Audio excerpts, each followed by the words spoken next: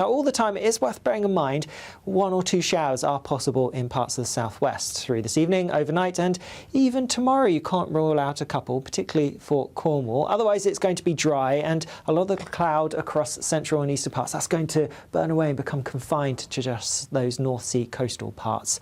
A largely sunny start for Northern Ireland, a bit of a west-east split for Scotland with sunshine amounts, but as I mentioned, most of that cloud will be retreating back to those eastern coasts. So some eastern parts of Scotland, the Northern Isles and northeastern coastal parts of England as well, sticking with a bit of cloud through the bulk of the day, but otherwise plenty of sunshine for many of us and just 1 or 2 showers in the southwest possible. With that sunshine, watch out for some very high UV levels and temperatures again likely to get to the very high 20s or perhaps low 30s, so pretty hot in the south, fresher with that cloud towards those northeastern coastal parts. Thursday's looking pretty similar really. Yes, there will be some low cloud to start off with, but again that's going to retreat to those northeastern coasts, and then plenty of sunshine for many of us through the bulk of the day. Always just a chance of a few showers towards the south. Temperatures are going to drop a little bit as we go through Friday and more so by the weekend, but there will still be plenty of sunshine around. See you later. Expect warm spells with the odd rude interruption. Box Boilers sponsors the weather on GB News. It's a Great British Giveaway Golden Summer Celebration. Your chance to win 2 fantastic prizes. There's an incredible £60,000 in tax-free cash. Plus, you'll also get your hands on a fine gold bar worth over £5,000. For a chance to win £60,000 in tax-free cash and a real gold bar, text GOLD to 63225. One entry costs £2.50 plus 1 standard network rate message. Or text BONUS to 63225. 5 entries cost £5 plus 1 standard network rate message. Go to gbnews.com/win. Entries start at £2.50. Call 0903 686 3232. Calls cost £2.50 plus your network access charge. Or post your name and number to GB22 PO Box 8690 Derby DE1 9TT. UK only. Entrance must be 18 or over. Lines close at 4 p.m. on the 21st of August. This is a network giveaway. Entries will be pooled. Please check the closing time if listening or watching on demand. At GB News, we love to hear from you, our loyal community. So drop us a line at gbnews.com/yoursay. There you can talk to each other and also to the presenters live on air. gbnews.com/yoursay, because GB News is your channel, Britain's news channel. From the school run to the home run, watch a new show for all of Britain. He can say whatever he wants. A straight talking show where all voices are heard. And, you know, when are we going to stop talking about smashing the gangs and actually do it? With the stories that matter from every part of our country. There's a bit of a crash landing there for your Chancellor. Bold, fearless and standing up for you. That's me, Martin Daubney, 3 p.m. till 6 p.m, weekdays, here only on GB News. The People's Channel, Britain's news channel. Join me, Nana Okwir, for an informative, interactive news programme with a difference. It's fun. No, he didn't say that, Dave. I'm so surprised. I think there's an element of truth to that. Join me from 3 p.m. every weekend, only on GB News, Britain's news channel. Hi, I'm Michelle Dewberry, and my show is your opportunity to cut through all the noise and dive in headfirst to some robust debates. Ideas clash. Situation, isn't it? Because the failure is... You're deliberately avoiding my point. Nothing's held back. And if you think this is the end of it, wait for more. And we do not shy away from the difficult stuff. Sometimes I want to shake people and say, if only you understood. So join me on Jubes & Co. weeknights at 6 p.m, only on GB News, Britain's news channel. Britain deserves a newsroom that puts the facts and your voice first. Well, and that's what you get on GB News. Lively debates, lively conversation. And we're not afraid to hold power to account. And each other. So join me, Andrew Pierce. And me, Miriam Cates, for Britain's Newsroom, weekdays from 9:30 on GB News. I think GB News is completely unique in the way that we interact with our viewers. Our audience aren't afraid to have their say. They want their voices heard now. and they've got a channel where that can happen. I find more and more as I'm wandering around, people come up to me and they say, "We saw you on television." I say, "Oh yes, on what?" "On GB News." "Hello, are you the famous Sue?" The whole crew hid me here now. We came to celebrate. It's our job to be the eyes and ears of the viewers. They are part of the GBNews family, and I'm pleased to say it's a very large family. And if people go to the time and trouble of listening and watching, then we've got to do a good job for them. Well, I'm here right in the epicentre of the protest. Here we go again. You just tuned in. Where have you been? It is raucous here tonight. That's what makes us the fearless champion of Britain.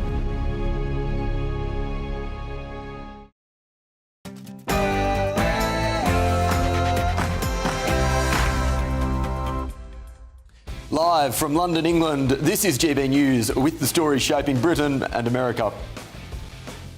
It is clear that this was a targeted attack. After the police confirmed that Anne Widdecombe's death was a targeted attack, Reform's UK's Robert Jenrick accused the government of failing to offer Nigel Farage the security that he needs. Is he right? Also, could you take on Russia by yourselves? Well, Number 10 are set to tell the public we should be stockpiling food in case of a Russian cyber attack. Do you have enough baked beans to see off Vladimir Putin? Protecting young people from social media. Keir Starmer thinks young people need even further protections from their own phones. Tonight, the government announces teenagers will face a voluntary, yes, I repeat, voluntary overnight social media curfew and blocks on infinite scrolling. We'll get right into that curious policy later on. Yes, live from Atlanta, Georgia, England's World Cup fate awaits us tomorrow. We play in a massive semi-final that could see us play Spain in the final on Sunday.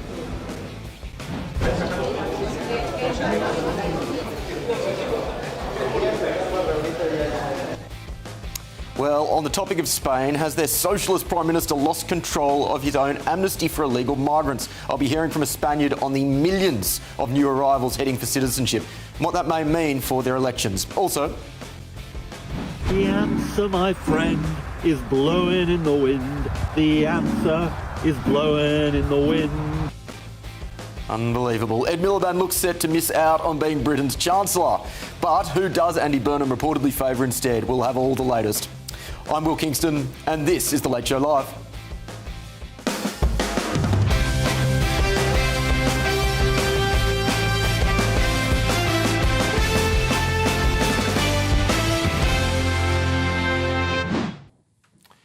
Welcome to The Late Show Live, ladies and gentlemen. Joining me this evening in London is my panel of GB News contributor, comedian, the People's Gammon, Paul Cox, and political commentator, Candace Holdsworth. In Washington, D.C., we have US political analyst, Eric Ham, and reporter for Reason magazine, friend of the show, Reem Ibrahim. Thank you one and all for joining me this evening. Well, let's move on to our main news this evening, and that is under wide-scale plans to prepare for Britain for a worst-case scenario, the public is going to be urged to stockpile food and water in case of a Russian cyber attack. A new resilience campaign will encourage UK residents to be prepared for potential emergency, as ministers plan to test military and civilian responses early next year in the largest defence exercise on UK soil in decades. Chief Secretary to the PM, Darren Jones, explained that the campaign will help the public take small but important steps to prepare for emergencies, whether that be severe weather or a cyber attack. The announcement comes just a day after the UK and its allies accused Russia of attempting to hack Poland's power grid last December, which would have left 500,000 without power during the height of winter. Well, to discuss this, I'm delighted to be joined by former Labor MP Graham Jones. Graham, great to see you. What do you make of this news coming out from the government on the risk of a cyber attack and potentially stockpiling in response? I don't know. I find it a bit bizarre, to be honest. It reminds me of those American adverts where if a nuclear bomb's going to go off near you, then all get the family under the kitchen table as though that would save you. What's we stockpiling corned beef? What happens when it runs out of date? What about those that aren't stockpiling? I mean, it just smacks of the back of a fag packet, really. I'm just not convinced by this, what it's trying to achieve. And if actually you want to stockpile for more than 72 hours, what we're going to do, create panic where people go and rush to buy things off the shelf. I'm not convinced by it. I don't see how it will add to national resilience. This is in the context of the context of a broader defence strategy, which most people believe is underfunded. The government had 2 resignations as a result of the fact that there wasn't enough money going towards defence spending. Is this just a way to divert from more serious defence concerns? It may well be, and Starmer going out with a whimper, came in with a whimper and going out with a whimper. When I was on the Defence Select Committee, our report said that defence spending back in 2016-17 should have been at 3% and rising, which I supported and said at the time. And that subsequent to that, when I chaired one of the Select Committees, the Arms Export Committee, that we had gaps in our defence, and we know that now from missiles. So, rather than corned beef, I think we ought to be focusing certainly on hacking. It's a big issue, and we ought to be concentrating on our defence capabilities so that Britain is protected, not hoarding corned beef in the cupboard. How seriously should we take the threat from Russia? I'm aware that the threat is very real for Russia's immediate countries immediately surrounding Russia. But is that threat from Russia a legitimate one and a serious one for the United Kingdom? Well, very much so, and I think it extends beyond Russia. I noticed that Anthropic last month, I think, said that they wouldn't release the next generation of their AI software because it was able to get through cyber defences. It was so intelligent. But that's Anthropic. How long before the Chinese or the Russians develop an equivalent of Anthropic? Let's not forget when we brought out the vaccines that the Russians brought out an equivalent vaccine not long afterwards, or pretty much at the same time. They're more than capable. They may be a little bit behind. But eventually time and the clock will produce somebody who can produce software like Anthropic. And yes, we will face hacks. And this is a major issue facing not just the United Kingdom, but the global economy. We often hear about the threat of cyber attacks, but a lot of people, I don't think, are aware of what that exactly looks like. What would a cyber attack on the United Kingdom look like? Well, again, I think that's an open-ended question with AI, because we've got the advancement of artificial intelligence and it's advancing at such a rapid rate. It's difficult to say particularly where that attack will come and what level of destruction it will bring, but I think we've got to plan for a worst-case scenario, and we've got to look at companies like Anthropic, not in a bad way, but in the sense that the advancement of AI is such now that the threat is more than considerable, and in the wrong hands, which inevitably it may end up falling into. We've got to be prepared. Well said. Graham, thanks for your time this morning. Thank you very much.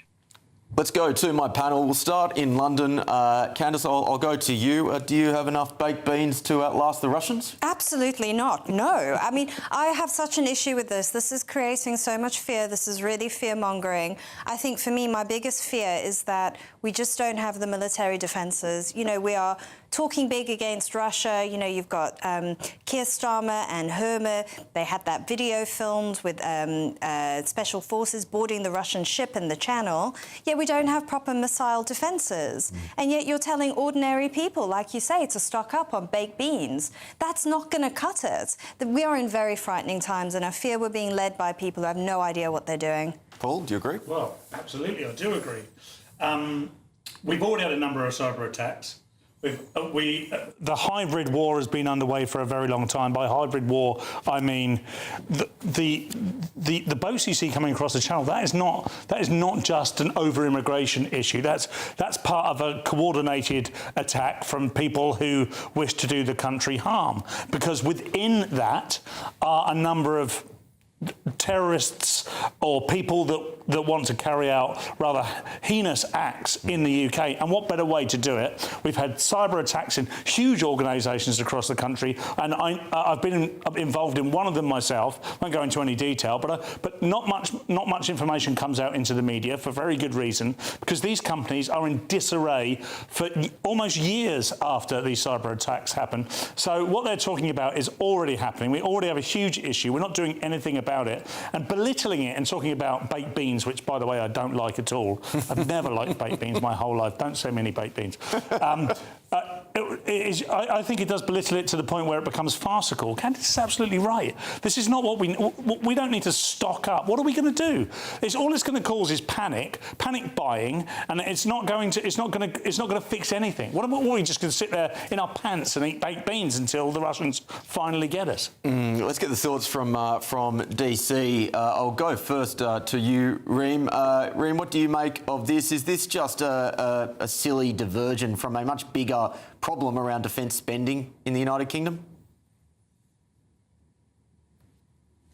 About baked beans. They are absolutely delicious, and I must say, you're so privileged in London where you can get them whenever you want. In America, we can't get them whenever we want. They are a privilege to get. Look, when it comes to defence spending, I really do think that the UK is an international laughingstock. We are looking at the situation that we are in which the UK cannot physically defend itself in the short term. Even if we were to be attacked tomorrow, we would not have the capabilities to defend ourselves. Lots of experts in defence have said this already. The government have already been warned, and yet no steps to mitigate this has actually been taken. Now, I do think part of the problem is that we end up joking about it and saying, well, all you need to do is just try and make sure that you can stock up on baked beans, when in reality this is a very serious problem, and also partly a reputational problem. If other countries think that they can get away with attacking the United Kingdom, the risk is far higher. And this is not just about boots on the ground, as has already been discussed. It's about cyber attacks, and our own intelligence services are so weak. The amount of leaks that we've had, the Ministry of Defence have literally leaked millions of people's data last year, and we see this happen time and time again. I think part of it is incompetence, but part of it is, of course, also a lack of spending, and we're more than happy to spend enormous amounts of money on people that aren't working. We're more than happy to spend enormous amounts of money on absolute waste. We saw from the COVID inquiry thousands, millions of pounds being spent on wasteful contracts, and yet at the same time we cannot invest in defending our great nation. I think it's a huge tragedy. Eric, what do you make of this?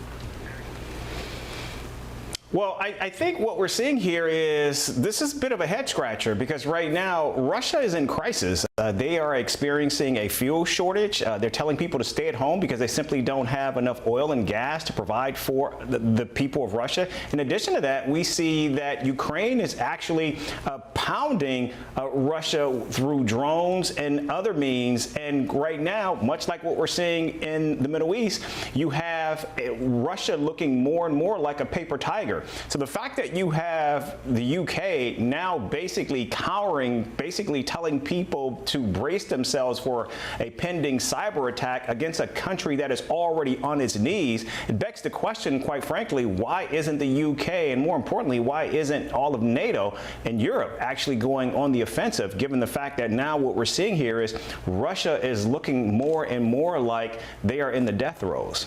So, following on from that, you don't perceive Russia as being a serious threat both within Europe and then across to the UK?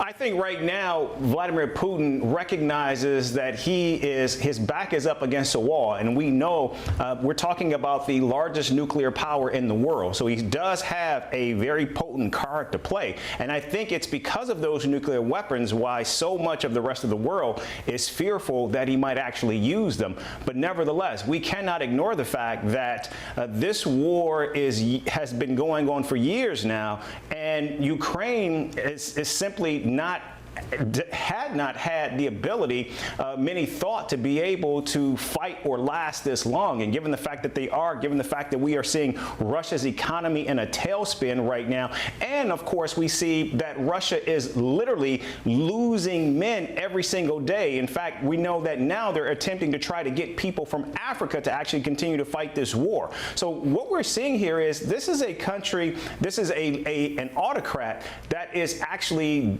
on his knees. He's severely weakened right now, and the fact that the UK is now suggesting that they too should cower against a weakened Russia, it just begs the question: why would the UK present such a disabled disposition, given the fact that we see how weak and how enfeebled Russia and Vladimir Putin are right now? This is such an important point. So much of defence is about optics. It is about presenting a picture of strength to the world, which makes it less likely that your enemies will take action against you. And something which the UK has been very bad at under the Starmer Prime Ministership has been projecting strength to the world. Let's go to a clip of Starmer talking about that recent defence spending review. The hard truth is, there are no easy answers. But the settlement I'm setting out today is the right choice for the country. It delivers the decisive action we need on defence in a way that is within our fiscal rules and that will not take resources away from day-to-day spending on frontline services like health and education. Instead, it is funded by reallocating spending from across government departments. Candice, what do you make of Starmer's position on defence more generally, and how do you think it will be remembered? Yeah, I think he'll be known for dithering, for breaking promises, for not grasping the moment. I mean, he's very much captured by his party, and I think I've said this to you before. The feeling on the Labour backbenchers is you fund the NHS, you don't fund bombs. I mean, they're just not there. They're highly sceptical of this. I mean, you do have some on the right of the party, like the former Defence Secretary John Healey, who does recognise the importance of this, but as a whole, they haven't. And I think, you know, during a time of crisis, they've endangered us. Yeah, this is the important point that Candice makes, in that if you're a Labor MP, you don't get into politics to protect the country. No. You get into politics to put money in the pockets of lazy people, primarily. So with that in mind, can we really expect anything to significantly change in the defence area under a Burnham Prime Ministership? No, they fundamentally misunderstand the requirement for defence. Yeah. They don't believe in defence. I've said this anecdote a number of times. Particularly on GB News. I grew up in Portsmouth. The Navy's a huge part of my upbringing. It was a huge part of my world. It was something I was incredibly proud of. When I first came to London as a 20-something, 20 years ago, I thought everybody was proud of the armed services. And I learned very quickly that not everybody is, and particularly people on the left thought that the armed services was something to despise even. That this was a symbol of the far right, or even worse. I was absolutely astonished. And look, even Portsmouth itself is run by Labour and the Lib Dems. Yeah. It doesn't make any sense whatsoever.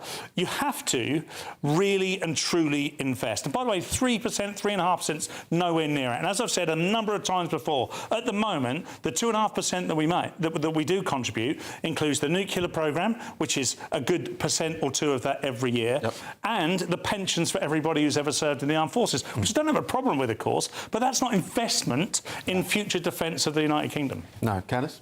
Yes, and I think as well the way that they look at it, they look at it as a fixed pie, right? And there's only so much of the pie, and you have to allocate it to different departments. Whereas I think more free marketeers say, well, what about having a defence industry, a booming defence industry? Maybe we could do things like that. Maybe the government could provide seed funding to clever entrepreneurs, which Britain is full of.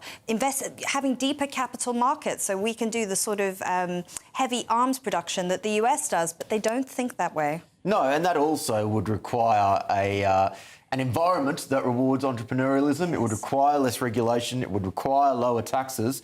But institutionally, the Labor Party do not think that way. They fundamentally don't understand how growth works. And this, again, goes to the fundamental problem that I see as we move towards a Burnham Prime Ministership, and that is that those levers of lowering tax and reducing regulation don't appear to have any there won't be any change. Yes, those so far, all the signals I'm getting so far is they're going to go for tax, more and more tax, and they're going to tax wealth creators. And they honestly think that these people will just stick around to be milked. Yep. They have absolutely no idea that they will go abroad and they will go where they're valued and they will go where they're cherished, which is why a few have said, well, maybe we should tax them when they leave, exit taxes, which only authoritarian regimes do. So it's extraordinary. Pretty It's grim. right up there with inheritance taxes, one of the worst taxes on my worst taxes list. And yes, I do have a worst taxes list. Ladies and gentlemen, I know I need to get out more. Let me know your thoughts by visiting gbnews.com/your say.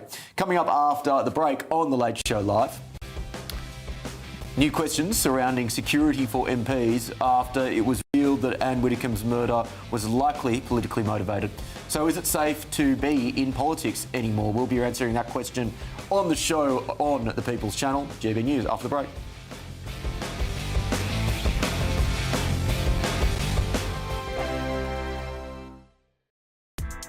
Join me, Nana Akwe, for an informative, interactive news programme with a difference.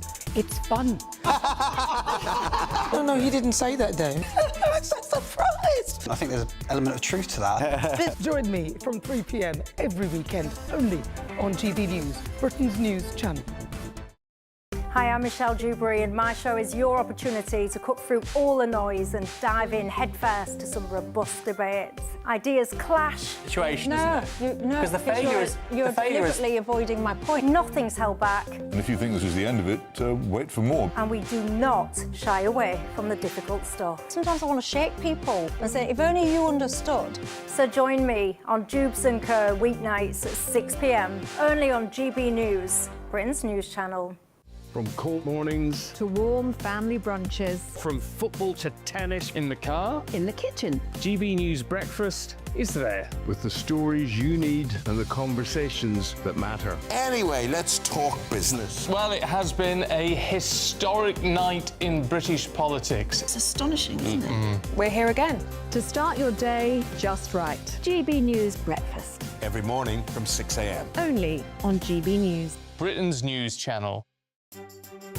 Some people enjoy lazy Sunday mornings, but not me. What's the truth of the matter? So that's a very live question. Would you support him if he waters down these plans? Before the spin sets in, I'll be getting to the truth. This is personal. No soft questions, no easy answers. It's one thing if the state has rules in this country. It's another thing whether the police and others actually police them. Setting the agenda and holding those in power to account. You can't really blame her if the system is set up this way. You will not want to miss it, trust me.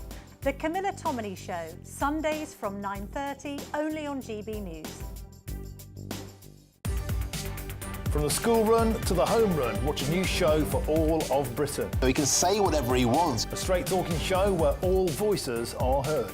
And, you know, when are we going to stop talking about smashing the gangs and actually do it? With the stories that matter from every part of our country. There's a bit of a crash landing there for your Chancellor. Bold, fearless and standing up for you. That's me, Martin Daubney, 3 p.m. till 6 p.m, weekdays, here only on GB News. The People's Channel, Britain's news channel.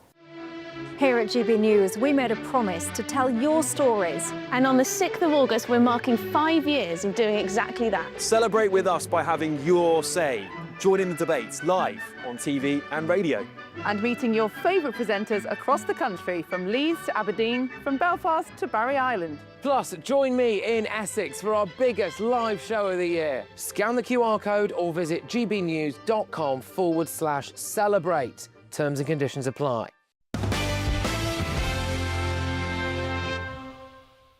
I think there'll be lots of things to try and generate a win for Argentina. Welcome back to The Late Show Live on the People's Channel, GB News. And our very own Ben Leo has been speaking to fans ahead of England's semi-final match against Argentina tomorrow. That's coming up shortly. But first, incoming Prime Minister Andy Burnham has said a serious review into the security given to MPs is needed following the death of Anne Widdecombe. Miss Widdecombe was killed at her home in Devon last week, with counter-terrorism police now leading the investigation after determining her death came from a targeted attack. Concerns about Reform UK leader Nigel Farage have led Home Secretary Shabana Mahmood to facilitate a meeting about the matter. Mr Farage today revealed he has received 300 threats a month, including almost 600 death threats since February. It's astonishing numbers. The safety of politicians has been a prominent issue in recent years, with the murders of Conservative MP Sir David Amos in 2021 and Labor MP Joe Cox in 2016. And now it is at the forefront of concerns once again. With me now to discuss this is Reform UK board member Dan Barker.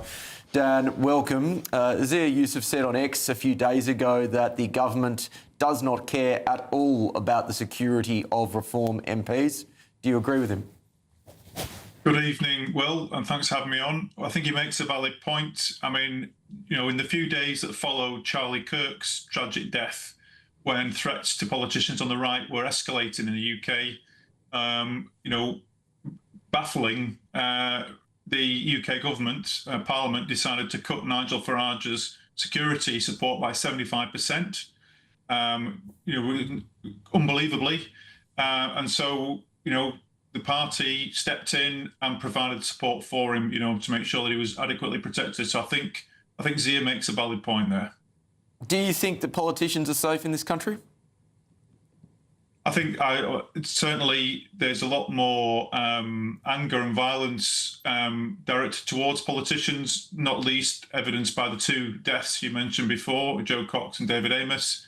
But I think particularly Nigel Farage suffers, you know, with the amount of threats he gets, the amount of vitriol he gets, not just from, you know, kind of weirdos on the extremes and fringes of society, but a lot of the, you know, the vitriol that's poured on him from people on the front benches of the Labour government, you know, no less. I mean, at the conference last year, they started calling him racist, calling Reform racist. You know, these are words that shouldn't be just thrown around so loosely. They have big consequences. They have big ripples in people's minds, in society. And I think, you know, the left are so quick to preach everyone on the right about careful use of language. I think they need to take a good, hard, long look in the mirror. You mentioned the gap between the left and the right here. Do you think that political violence is primarily, not exclusively, but primarily a problem on the left side of politics, or do you see this as a both sides issue? It's definitely a both sides issue. I wouldn't want to you know, pretend that you know, the people on the left are not also vulnerable.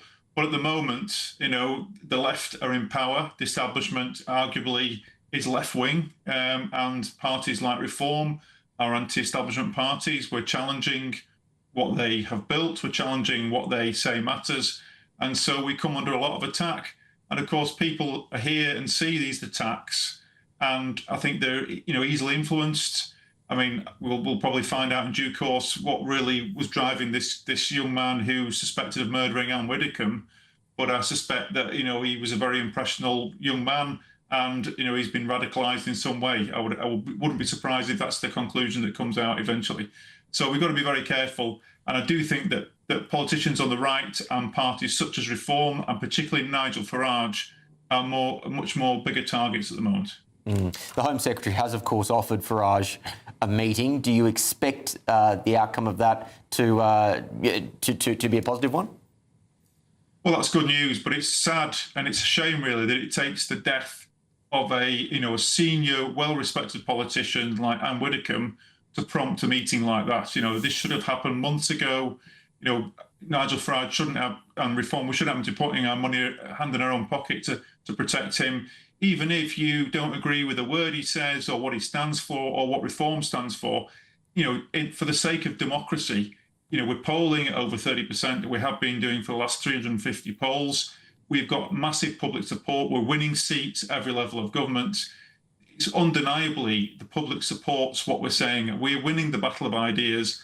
And I think that's the real problem that the left has with us, is they don't have any ideas to combat ours. The public's frustrated. They want what we're offering them, and therefore we're gaining the support. And I think this is just another example of the way that Nigel and Reform are being undermined and pressurised, is by, for example, you know, withholding security supports that he should have. Dan, thanks for your time this morning. Thank you very much. Pleasure. Let's go to my panel in London. Paul, I thought it was an interesting conversation that you were having on the Late Edition earlier, talking about the rise of the random nutter, effectively, and how it feels like there are more people like that in society now, which creates a danger. Now, no matter how much money you invest in making sure that politicians are safe, the uncomfortable truth is that sometimes if you have those types of people in society, they are very hard in certain times to be able to find, and then sometimes very hard to stop. Incredibly, and it just puts everything at, gives everything a chance to happen, unfortunately. That we can't allow that, or what's tragically happened to Anne, to stop us having views, sharing views. This is one thing we did say on the show earlier. I talked about Kai because he Kai's obviously on the left. The last thing I ever want is for Kai not to feel like he can say what he means in case he's going to get into some sort of physical altercation outside of this studio. That's totally and utterly unacceptable. But what's happening more and more, particularly on spaces like X, is people feel much more comfortable to call me all the things they want to call me, and they feel impunity to do so. They're anonymous, and they seem to all share a very similar philosophy and ideology, which seems to emanate from Marxism, or something that has proven to be incredibly dangerous in the past, but has, for whatever reason, remained legitimately mainstream. Yes. So that people can use it, and they feel incredibly comfortable to say, because you have conservative thoughts, you are wrong. And not only are you wrong, you are evil.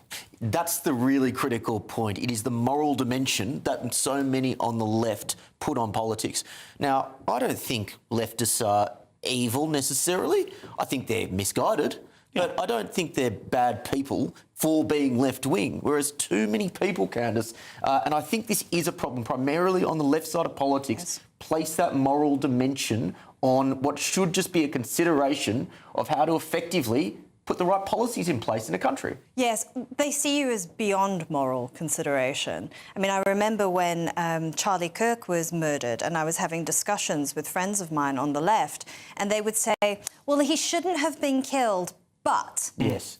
And it was like, hang on, there should be no but. He should not have been killed. That's it, full stop. But they honestly thought that there was a context in which someone could be murdered for their political views. And the scary thing is that they didn't realise how much they had slipped morally. That they've gone into a dark place, right, where in some way they're legitimising someone's vicious murder. And it wasn't just Charlie Kirk, it was that healthcare CEO in America. It was the woman who worked for Blackstone. People celebrated their deaths because they work for companies that people think are evil. Yeah. So much of that. He shouldn't have been killed, but is one linguistic game that they play. And then the other is the preface before every sympathetic message, which is, I didn't agree with her policies, or I disagreed with her on pretty much everything, but that is no reason. And it's, for me, it's just it's a not so subtle message to the rest of the tribe. Don't worry, guys, I'm still on your team. I'm still, one of the good guys in inverted commas.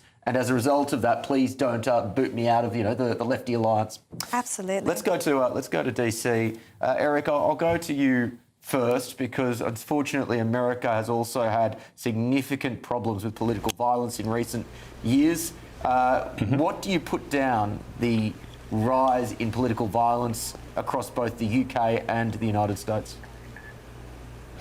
I think in the United States, it's certainly being fueled by polarization and also how we talk to each other. It's, in fact, political violence has now become a mainstay, a staple, if you will, of our politics. We are now seeing with the death of lawmakers in Minnesota, of course, the attack on former Speaker of the House, Nancy Pelosi's husband, the death of Charlie Kirk, the multiple attempted assassinations on President Donald Trump.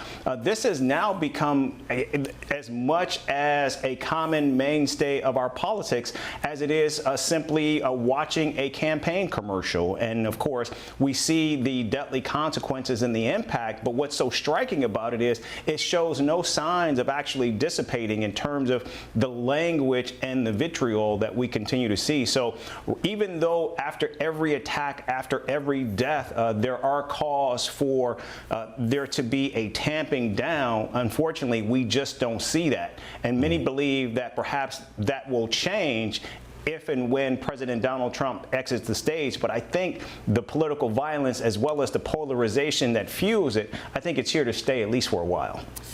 Reem, we've been told by the police repeatedly since the death of Anne Widdecombe, please don't speculate. I particularly liked this from Brendan O'Neill in Spiked. He wrote, please don't speculate. If I have to hear that chilling instruction one more time, I'm going to flip. It's been the deathly, censorious chorus of the police, politicians and every media, a word that I can't say on air, since Anne Widdecombe's body was discovered at her home in Dartmoor last week. Don't speculate, don't be a conspiracy theorist, don't exploit this tragedy, don't say it was political. How have you thought, what has been your response to that chorus, please don't speculate, since we heard about Anne's death?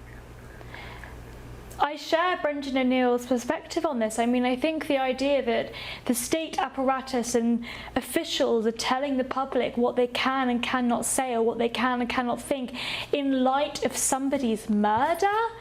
I mean, I must say, Will, I find this topic really quite difficult to talk about, because all of us in this conversation are public people. We all have public profiles. We all probably get death threats quite constantly. I know I do. And I do think that following Charlie Kirk's murder, or at least prior to his murder, I always thought, well, we're not politicians, so we're safe from a certain level of violence. And then Charlie Kirk was murdered, who was effectively a student activist that wanted to talk to people, wanted to have conversations with people, wanted to change their mind, but also was extraordinarily sort of respectful, and he was killed for those perspectives. He was killed for his opinions. And now, when in light of Anne Widdecombe's murder, I again thought, when we heard it was a murder, I thought it must have been a burglary gone wrong. It must have been something else, because she wasn't as well known as she used to be. She wasn't as in the front of people's minds as she used to be. And now to hear that this potentially is politically motivated, I'm absolutely lost for words. I don't know what world we have come to. Why have we come to the situation in which we all just accept getting death threats on a daily basis, being told that your political opinions, the ideas that you believe will make the world a better place, are a reason for you to die? Yep. Yeah, it's the thing which, one of the things I find so sad about the death of Anne Widdecombe is that she was one of the people who was always happy to debate, who was always interested in the contest of ideas, and for her to be possibly murdered for those beliefs is absolutely abhorrent. Well, we will be covering Anne's death again throughout the course of the week. Still ahead on The Late Show Live. I think there'll be lots of things to try and generate a win for Argentina. Ben Leo is taking us to the heart of the World Cup direct from Atlanta as England prepare to take on Argentina in the World Cup semi-final. This is The Late Show Live, only on GBNews.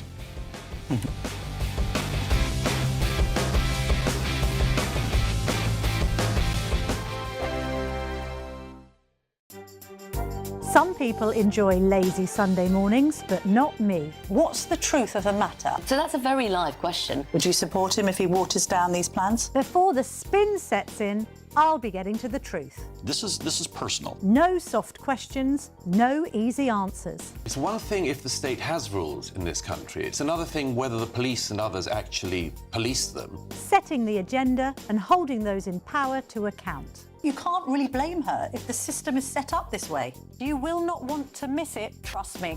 The Camilla Tominey Show, Sundays from 9:30, only on GB News. Breaking news, live updates, stories that matter. From the heart of the GB newsroom to every corner of Britain, with our team of dedicated journalists across the UK. GB News bulletins are there to deliver the latest news that matters to you. Bulletins on GB News, the People's Channel, Britain's news channel.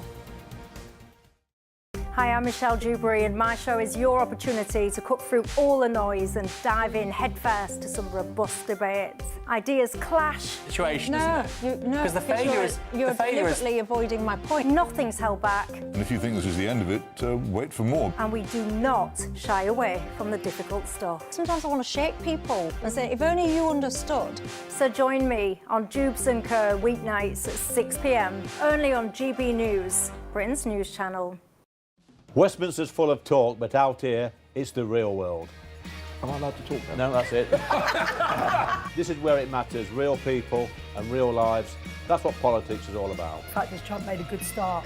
No. Straight answers, no spin, and just a couple of pints. How many fingers have I got up? About 10. So join me for Lee Anderson's Real World every Friday at 7 p.m. only on GB News.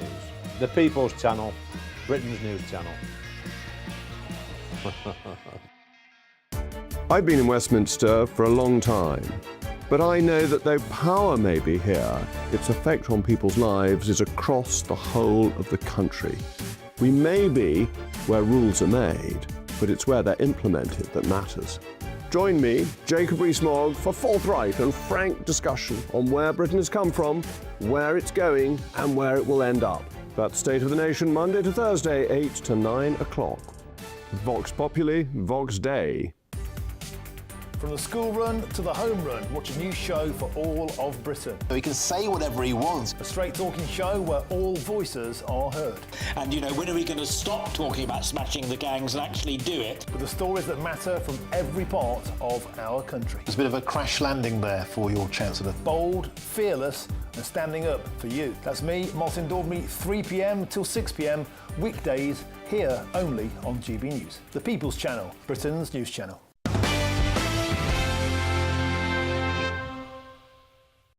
Welcome back to The Late Show Live with me, Will Kingston. Well, England is gearing up for a huge World Cup semi-final against Argentina. The Three Lions have had 3 days to recover from their victory over Norway this past weekend. GB News' very own Ben Leo is down in Atlanta where the energy is ramping up ahead of kick-off as England's hopes of getting to the final get even closer. Ben joins us now from Atlanta. Ben, good to see you, mate. Bring us up to speed. What's the latest? Good to see you, Will. It's coming up! It's coming up! Yes, boys. We're down here in central Atlanta where the Hudson Grill full of England fans. Give us a cheer, guys. And this is the best spot here because whenever Argentina fans come down here, these guys give them a bit of a playful dig. It's very funny. A verbal dig, not a jab in the arm. Yeah, we're down here. There's some more Argentina fans coming, guys. We're down here ahead of the big semi-final clash. Ahead of the big semi-final clash tomorrow. England hoping to end 60 years of World Cup hurt. Here we go.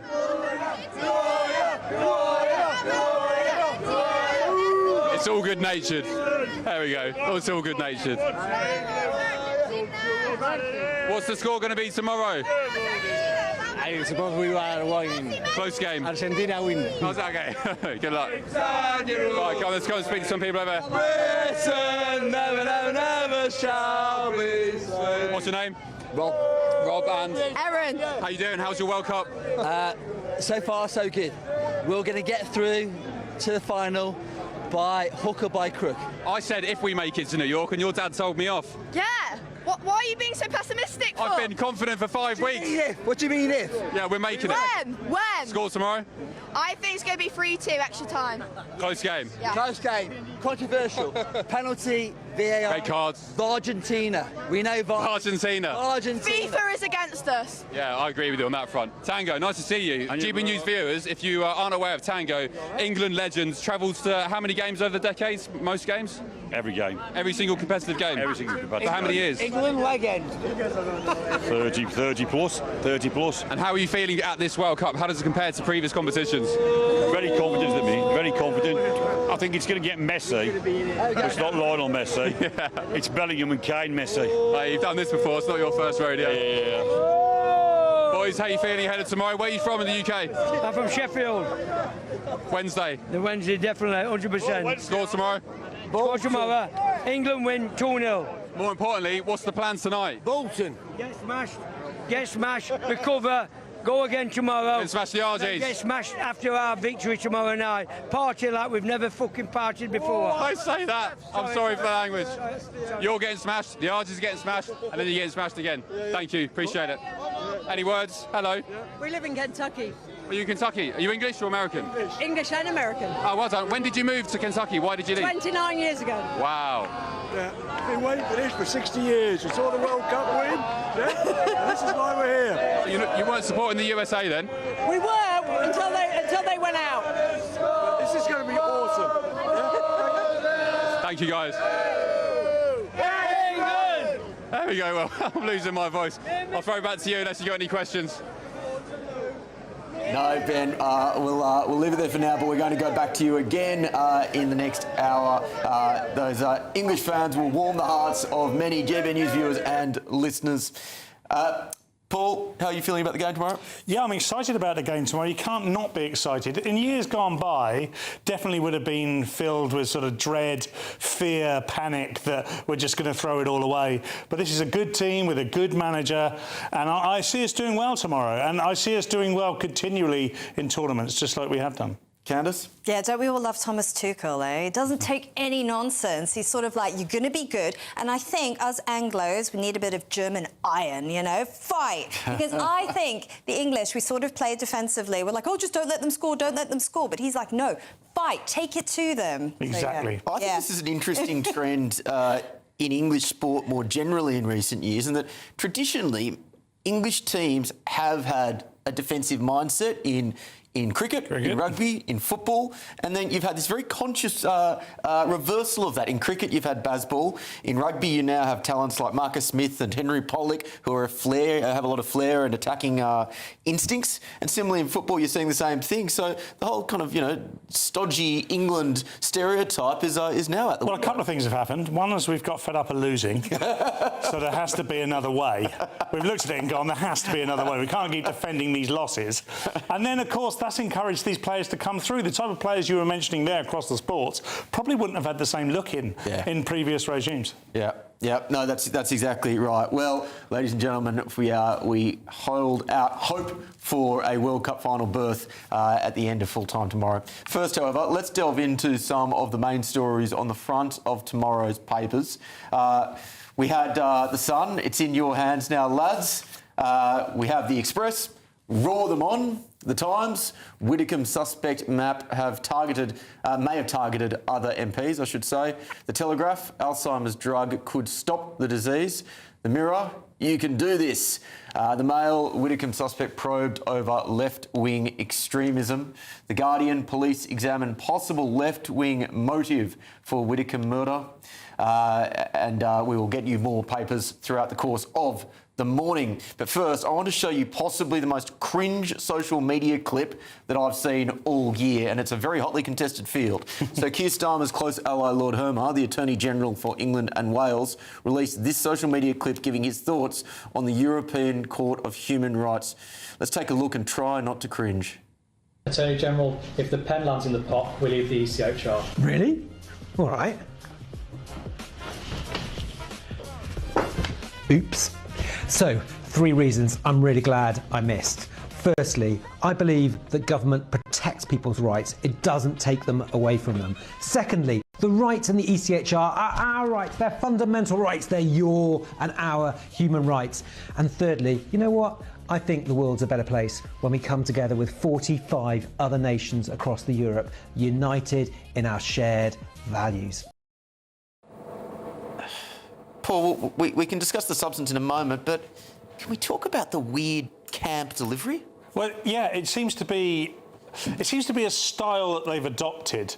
They think they're appealing to they've imagined an audience. You see this quite a lot on the left, actually. They imagine the audience they want, then they perform for that audience, which is absolute. Sorry, I should be looking at the camera. Hello, good evening, Paul Cox. How you doing? I think that they're trying to perform to an audience that doesn't really exist. And Lord Hermer, quite honestly, that's very sinister. That whole thing's very, very sinister to me.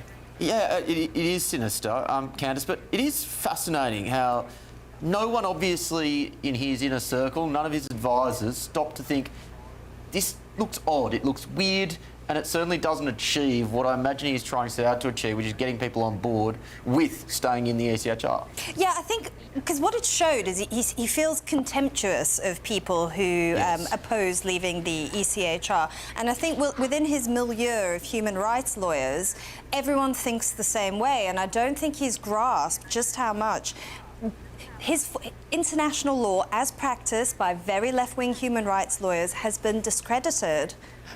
Yeah, that's right. And Reem, one question I always pose to people who want to stay in the ECHR when they say, well, we can't lose our rights. If we leave the ECHR, we lose our human rights. And whenever you ask them, give me one human right that someone in England would lose if we were to withdraw from the ECHR, they never have an answer for it.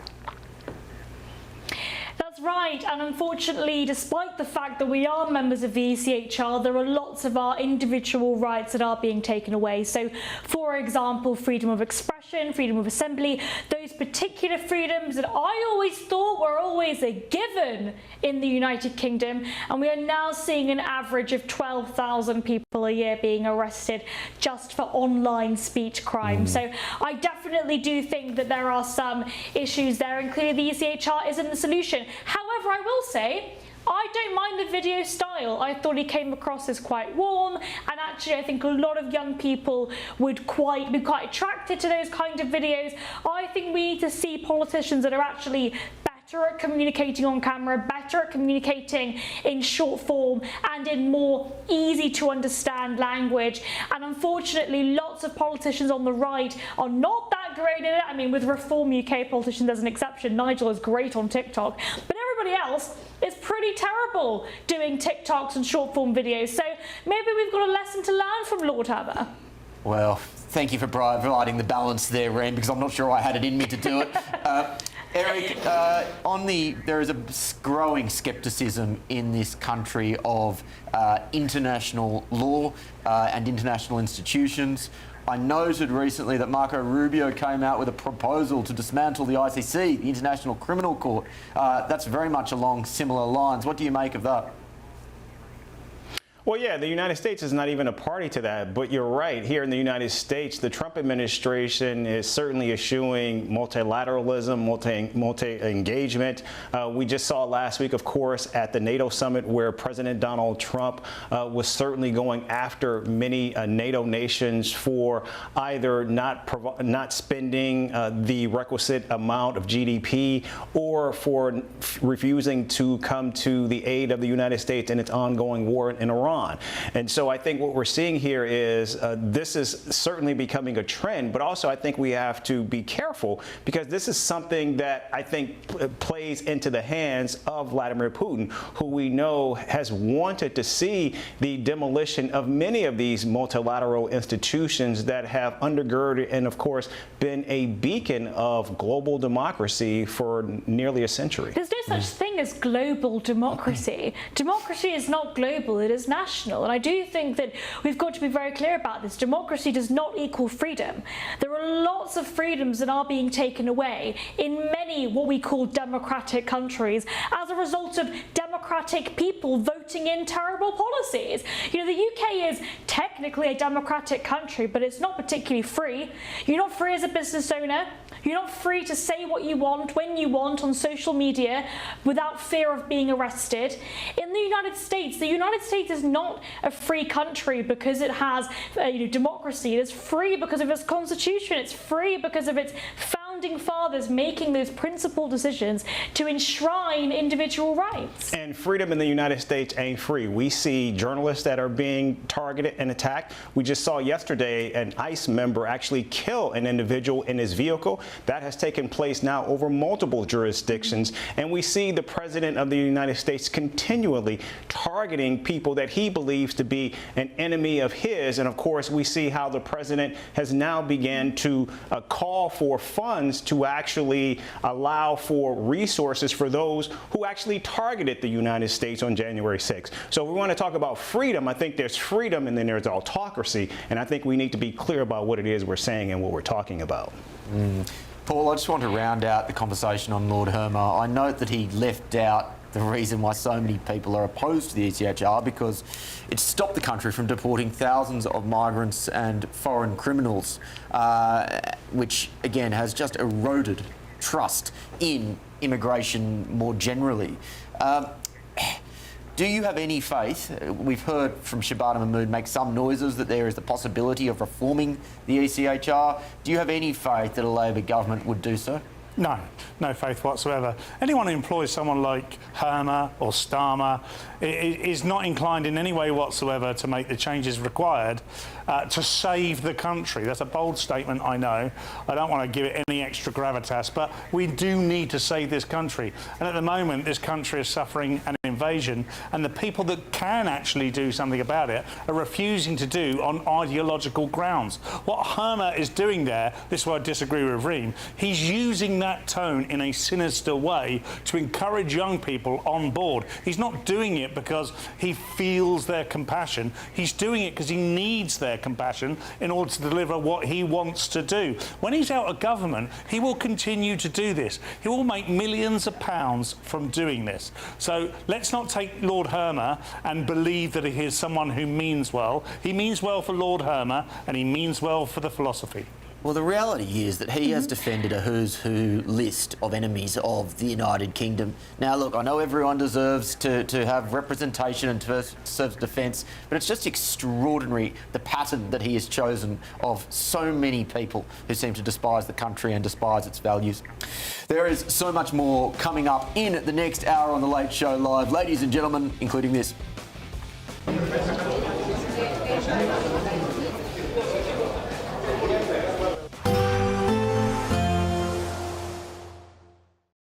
Today, clouds overhead, total zen within. Boxed Solar sponsors the weather on GB News. Hello, very good morning to you. Welcome to the latest update from the Met Office for GB News. Another beautiful, widespread, dry and sunny day across much of the UK. Hot for many, especially towards the south and southwest, but that's where there is the chance of some thundery downpours later in the day. Not just later in the day, some showers around for the far southwest of Cornwall first thing, and some cloud drifting in ahead of that for the rest of Cornwall into Devon, Somerset, Dorset. Also some low cloud hugging the coast of northeastern parts of the UK.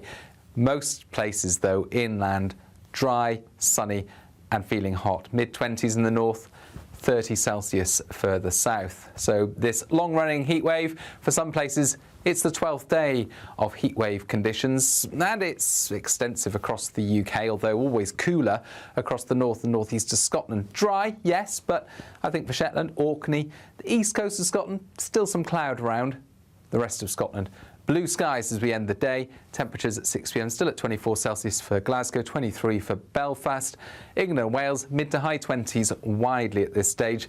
But here are the showers across Cornwall and Devon. They're going to be continuing on and off throughout much of the day into the overnight period as well. Some rumbles of thunder out there. Nothing particularly widespread or severe. Always that chance, though, for this southwestern peninsula. Elsewhere, cloud creeps in overnight. It's a fresh night for northern Scotland, temperatures getting into the single figures in places. Another warm night elsewhere, however, and a cloudy start for the Midlands, the east coast first thing Thursday. The low cloud quickly creeps back towards the coast, and then blue skies for much of the UK once again on Thursday. Temperatures rising, similar values compared with Wednesday. We're looking at widely the high 20s and in some spots up to 30 Celsius. But once more, the chance of some thundery showers in the far southwest. Today, clouds overhead, total zen within. Boxed Solar sponsors the weather on GB News. Breaking news, live updates, stories that matter. From the heart of the GB newsroom to every corner of Britain. With our team of dedicated journalists across the UK. GB News bulletins are there to deliver the latest news that matters to you. Bulletins on GB News, the People's Channel, Britain's news channel.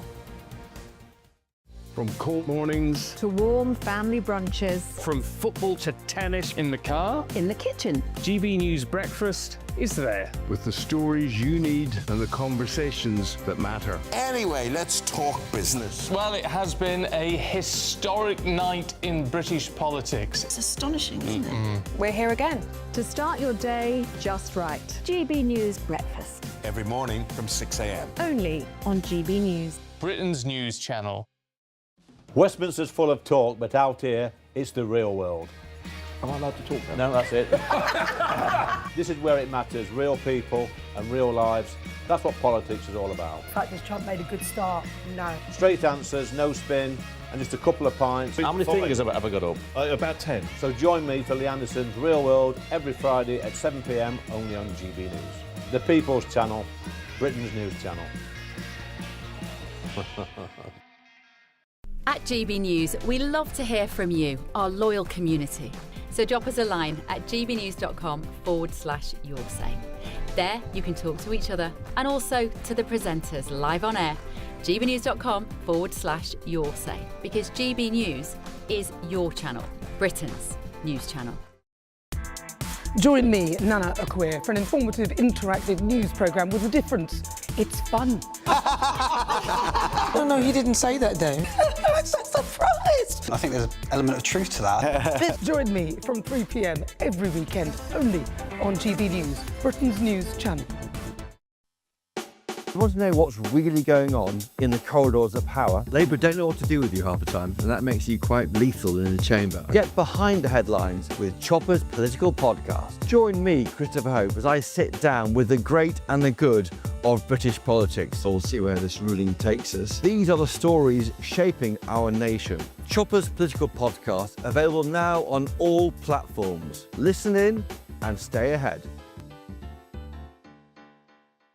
Hi, I'm Michelle Dewberry, and my show is your opportunity to cut through all the noise and dive in headfirst to some robust debates. Ideas clash. Situation, No, isn't it? Because the failure is... You're deliberately avoiding my point. Nothing's held back. And if you think this is the end of it, wait for more. And we do not shy away from the difficult stuff. Sometimes I want to shake people and say, if only you understood. So join me on Jubes & Co. weeknights at 6 p.m. only on GB News, Britain's news channel.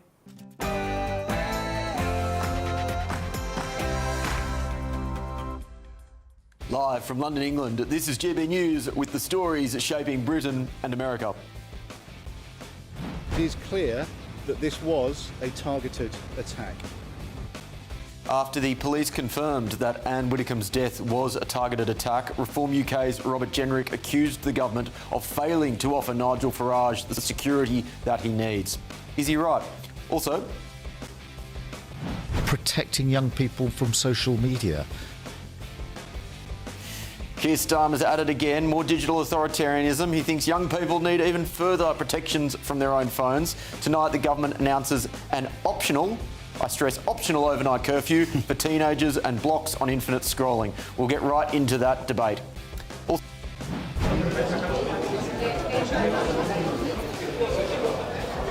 has Spain's socialist prime minister lost control of his own amnesty for illegal migrants? The country's police have upgraded expectations from 500,000 arrivals to a total of 3 million, amid accusations that Pedro Sanchez is importing votes. Also, I'm Will Kingston, and this is The Late Show Live.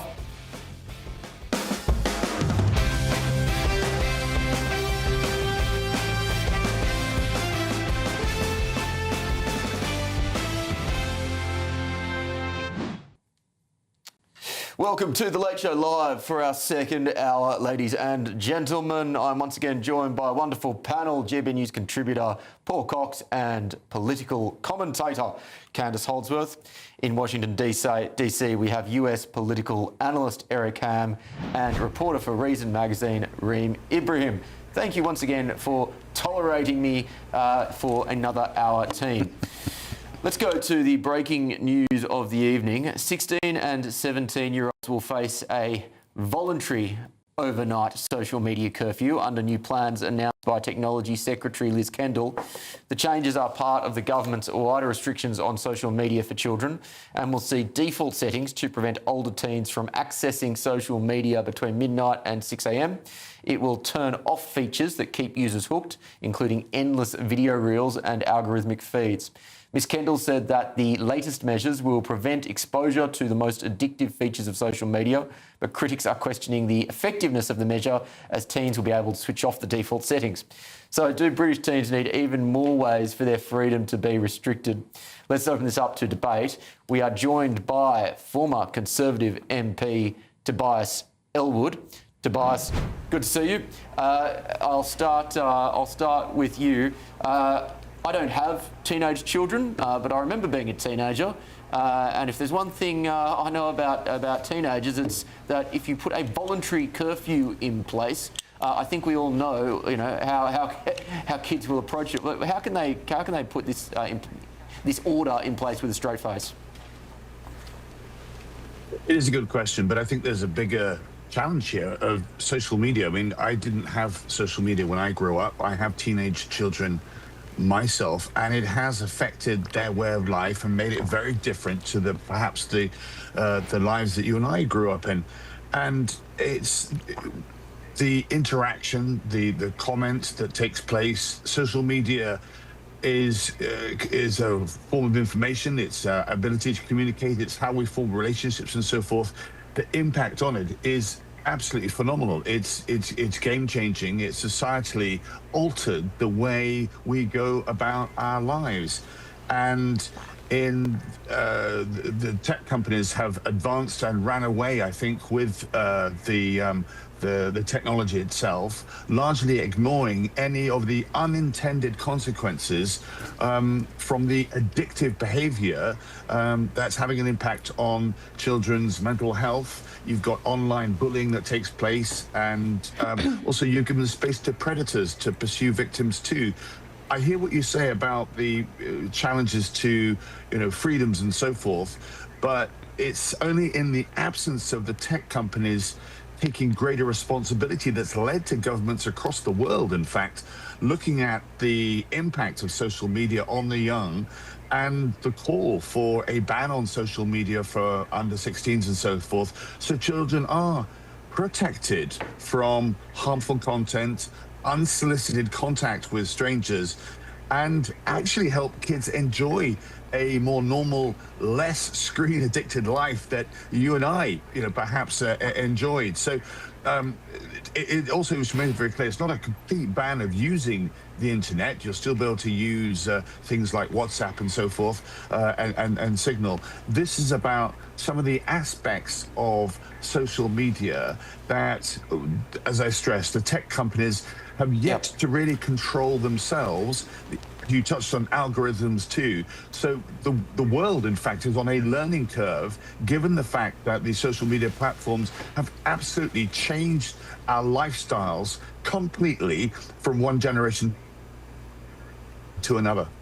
I don't necessarily disagree with the harms that you've outlined, but my view is it should be parents who have the responsibility to navigate how you respond to those harms. So there are things that parents can do. They can give kids particular types of phones where you can only have limited features. They can put locks in place.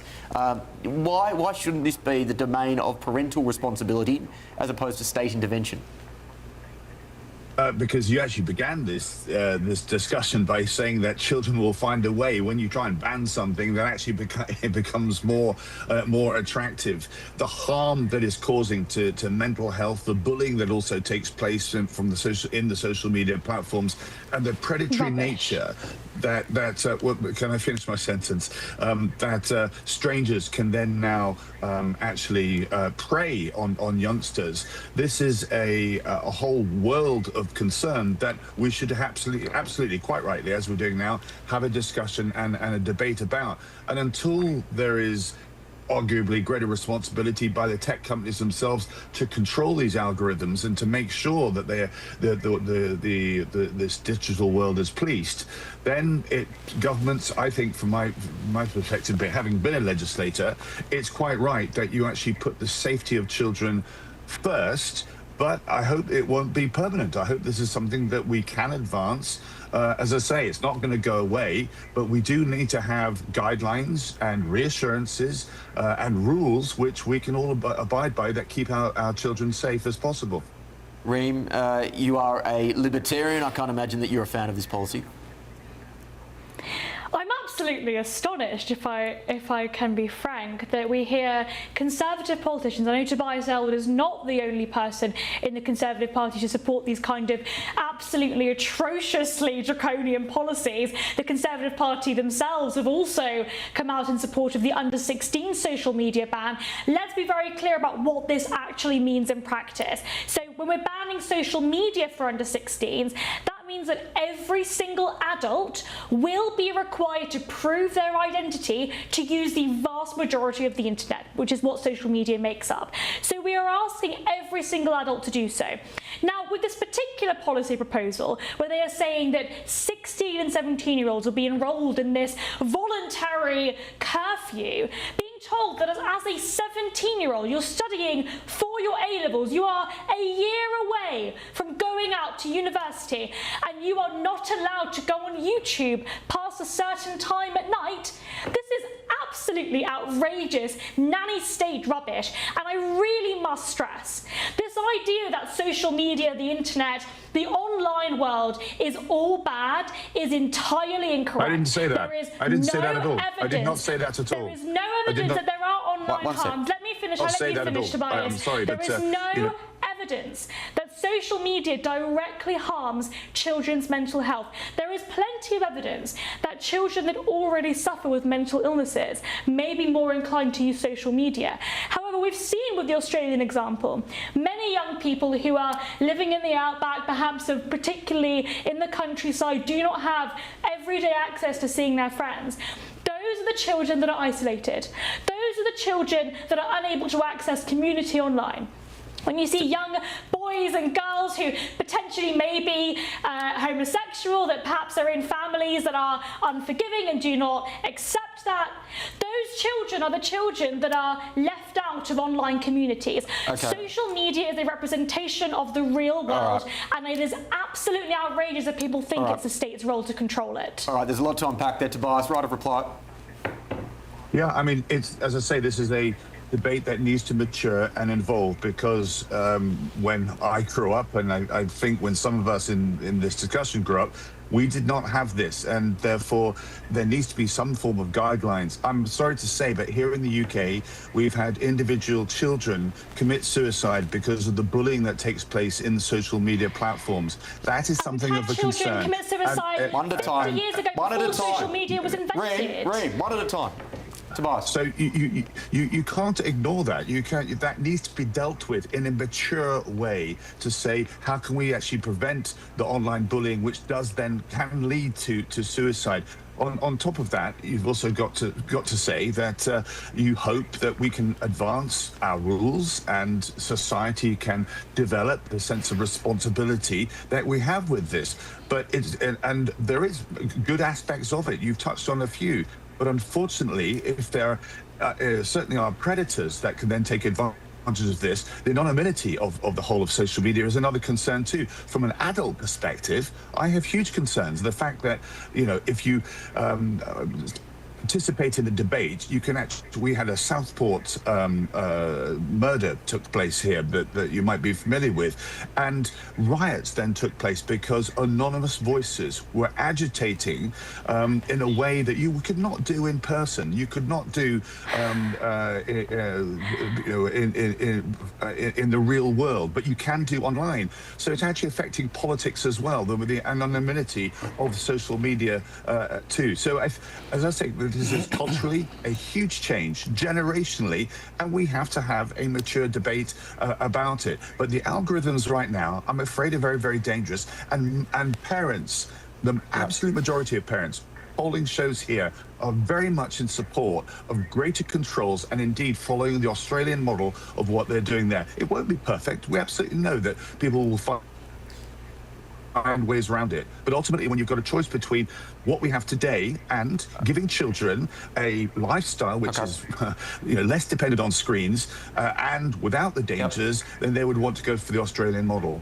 Candice, I want to bring you in here. What are your thoughts? Well, first of all, I'm a millennial and I'm a parent. So as a millennial, I grew up with social media, and I think that we were brought up in a much more free parenting culture where we were let loose online. I think there were arguably far less parental controls than we have now. And the one thing I would say is I think that millennial parents have learnt from that, and there's a shift in the culture anyway. We don't just let our kids have unfettered access to social media, but we think it's our job. It is not the job of the state. And I do not think that the state should be usurping my role as a parent. It is up to me whether my children consume social media or not, or how much. That is your job as a parent. if I may, you're yes, not you controlling can. your parents. Yes, you can. Yes, you 8 can. hours a day. 8 No, hours a day. You're not monitoring. well, then you don't know cannot how. do that. But then you are not well informed about how you can control it, because you do have control over it. I have control over what my children consume. I have total control over it. I am the authority in the household, and I don't want them to say to me, "Mummy, why can't I watch my art tutorials on YouTube or my violin tutorials?" I don't think anybody's saying that. And I say, well, the government says you can't. Or we have to get a VPN, and then what does that do? That creates enormous cynicism in young people towards the government and the state. Okay, the point I was trying to say is that you can't control who, unless you're monitoring them literally every second of the day, you actually can't control who's pretending to be another child engaging with your child. That's the concern that I have. That's the environment that I'm afraid that we've yet to get across. Once we get across that, then fine. Then you and I are probably in agreement. Let's have that freedom. Let's protect that freedom. But right now, I'm afraid it remains a very dangerous environment from the perspective of allowing predators to then prey on children, and that is something that any parent cannot watch the entire time. And having been a member of parliament, going to schools, this is a huge concern of parents. Sure. I'll take that point. Reem, I want to get your thoughts on this though. I just wanted to very quickly say I think that Tobias misunderstands the way in which the technology works today. So I've got a very young sister. I also help control her social media access and what she's able to access online. And I mean, just as Candace said, it is very, very straightforward. You can have screen mirroring on those mobile phones. You can literally access every single thing your child has access to, and you can block certain apps. If you actually say, you know what, I want to give my 12-year-old child a phone, I don't want any social media apps on there, you can do that. You can already ban all social media from your child's phone. So Tobias, I'm afraid I don't think you really know what the technology looks like these days, but also quite crucially what Candace said is absolutely true. What this proposal is saying is that 16 and 17-year-olds would not be allowed to use YouTube at night. That is what this proposal is saying. That is what the under 16 social media ban would do for under 16-year-olds. Again, a 13, 14-year-old who wants to be a violinist cannot watch violin videos on YouTube. It would be illegal to do so. And so this entire conversation about whether or not this is the role of the state, I think is really important. Undoubtedly, there are children that may find harms on social media, but those very children also find harms in real life. The vast majority of predators are people you already know. They're not people you meet online. They're people in real life. It's your uncle, it's your cousin, it's your dodgy neighbour. Those are the people harming your children. Yeah. Okay, I'm conscious that that Eric and Paul have been watching on very patiently. I want to bring them in. Paul, I'll go to you first. I've spoken to you in the past on this topic. I'm aware that you have mixed views about these sorts of social media bans, but surely we can agree that a voluntary curfew being suggested by the government is right up there with the stupidest policies that we've heard from this Labor government, and it's again a very, very hotly contested field. Yeah, the voluntary aspect of this obviously is ridiculous. For a moment there, I felt quite sorry for Tobias. I am the father of a 16-year-old daughter that's just about to turn 17, and I wish I had the power over her that Candace and Reem talk about. But then she sounds a lot more like Candace and Reem, so I am as equally as terrified of her as I am of them. However, I very much treat her like a young adult now. She's doing her A-levels. She knows the pitfalls of social media. She's very sensible. She's very lucky. She's got the majority of her mother's genes. So she is a sensible person who is pursuing an education, doesn't want to become a comedian or a right-wing commentator. However, there is a fine line here, because I see no benefit whatsoever for her to have had access to social media growing up. She did, limited amounts, but it never gave her any real benefit. The main reason for her to have access, the decision for her to have any access, was more around her fitting in, because it's difficult as I'm not quite millennial, I'm just right at the end of Gen X, so I'm 1979. Tobias and I, who I'm going to put in the same age bracket as me, and I've been completely amused how Tobias has put Will in the same age bracket as him, when Will is actually some 10 years younger than us. However, I'm going with the beard look at the moment. Yeah, you are. Yeah. And you're Australian. You just sound mature, slightly criminal. But the main reason for her to allow her to have access was that she could fit in. It's very difficult as a young person, but there was a fine line. And I think the difference where I divert from Tobias's view on this is that I do agree with Candice and Reem in terms of there should be more emphasis on the parental control, because you can't rely on a government. You shouldn't rely on a government to help you parent. Overzealously. What you should rely on a government for is to provide the education so the parents that didn't grow up with this, like Tobias and I, are educated on the pitfalls and the advantages of social media and access to things like YouTube, etc. Eric, how is the debate around social media restriction for children playing out in the US? Oh, this is a non sequitur. This is not a conversation that's taking place at all. In fact, here in the United States, social media companies have won. They have all cozied up to President Donald Trump, and we have seen how the president has gone to bat for social media companies based in the United States and other places, like what we saw with the tax. There was a special tax that Ottawa was going to place on social media companies. President Donald Trump threatened a tariff on Canadian goods coming into the United States. That tax immediately went away. However, I think what we're seeing here is, I think it seems as though, there's a lot of pushback because this is something that's being implemented by the government. However, the fact that this is an overnight ban seems to me as though this is more of an assist to parents than some type of actual crackdown.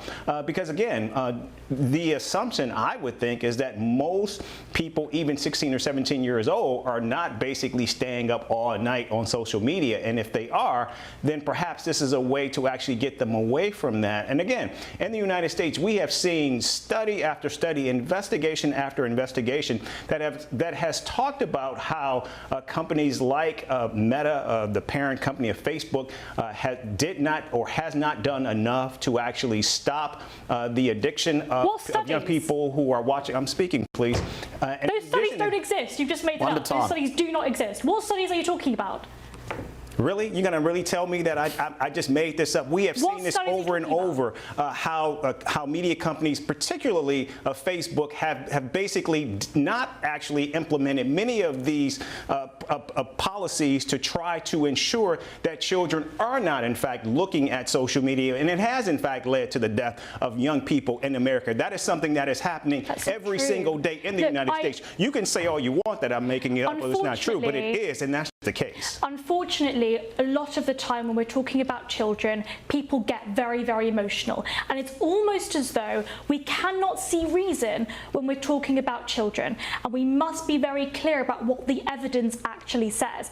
There are no mass studies that suggest that social media is causing the death of lots and lots of children. That's not I'm not saying social media is causing the death of people. What I'm saying is how it is being used and how people are actually preying on children. And we do see how social media is clearly an impetus in terms of suicide and how it has been used. And that is something that is public knowledge. That is something that certainly we have seen government after government in the United States, both state and national, make that claim. Just because you don't know about it, or just because you want to go down, you want to come down on the state in the UK, that's okay Eric, to do that. But this is the United States. So it operates a little bit different here. That's also untrue because in the United States, Meta and Google have both been sued in California and in New Mexico. They've been sued of literally millions of dollars as a result of these unfounded claims where these young people are now in their 20s, they're much older, and they are saying that they have had all of these harms as a result of social media. When in reality... You're basically proving my point. No, so if you let me finish, with those particular cases, a lot of those young people have had severe neglect due to their parents. There are so many other factors as a result of that have caused their mental health issues. And I do really think we need to be very honest about the fact that social media companies are not to blame for your child's excessive use if they are being preyed on by predators online. Then say you just don't agree with the research. Say you just don't agree with all these people. Give me the research and we can have this conversation. We're having it now. Just because you choose not to believe it, that's on you. Stop. I'm hosting. I think we're now covering off ground that we have previously covered, as interesting a debate as it is. That's all we have time for now. Tobias, thank you very much for joining a spicy panel this evening. For what it's worth from my end, I note the concerns around the harms of social media, but I would also suggest that the first thing that authoritarians will always grab is the "could you please think of the children" line. That's, again, something which is not going away. Coming up in the Late Show Live, ladies and gentlemen, in the next hour.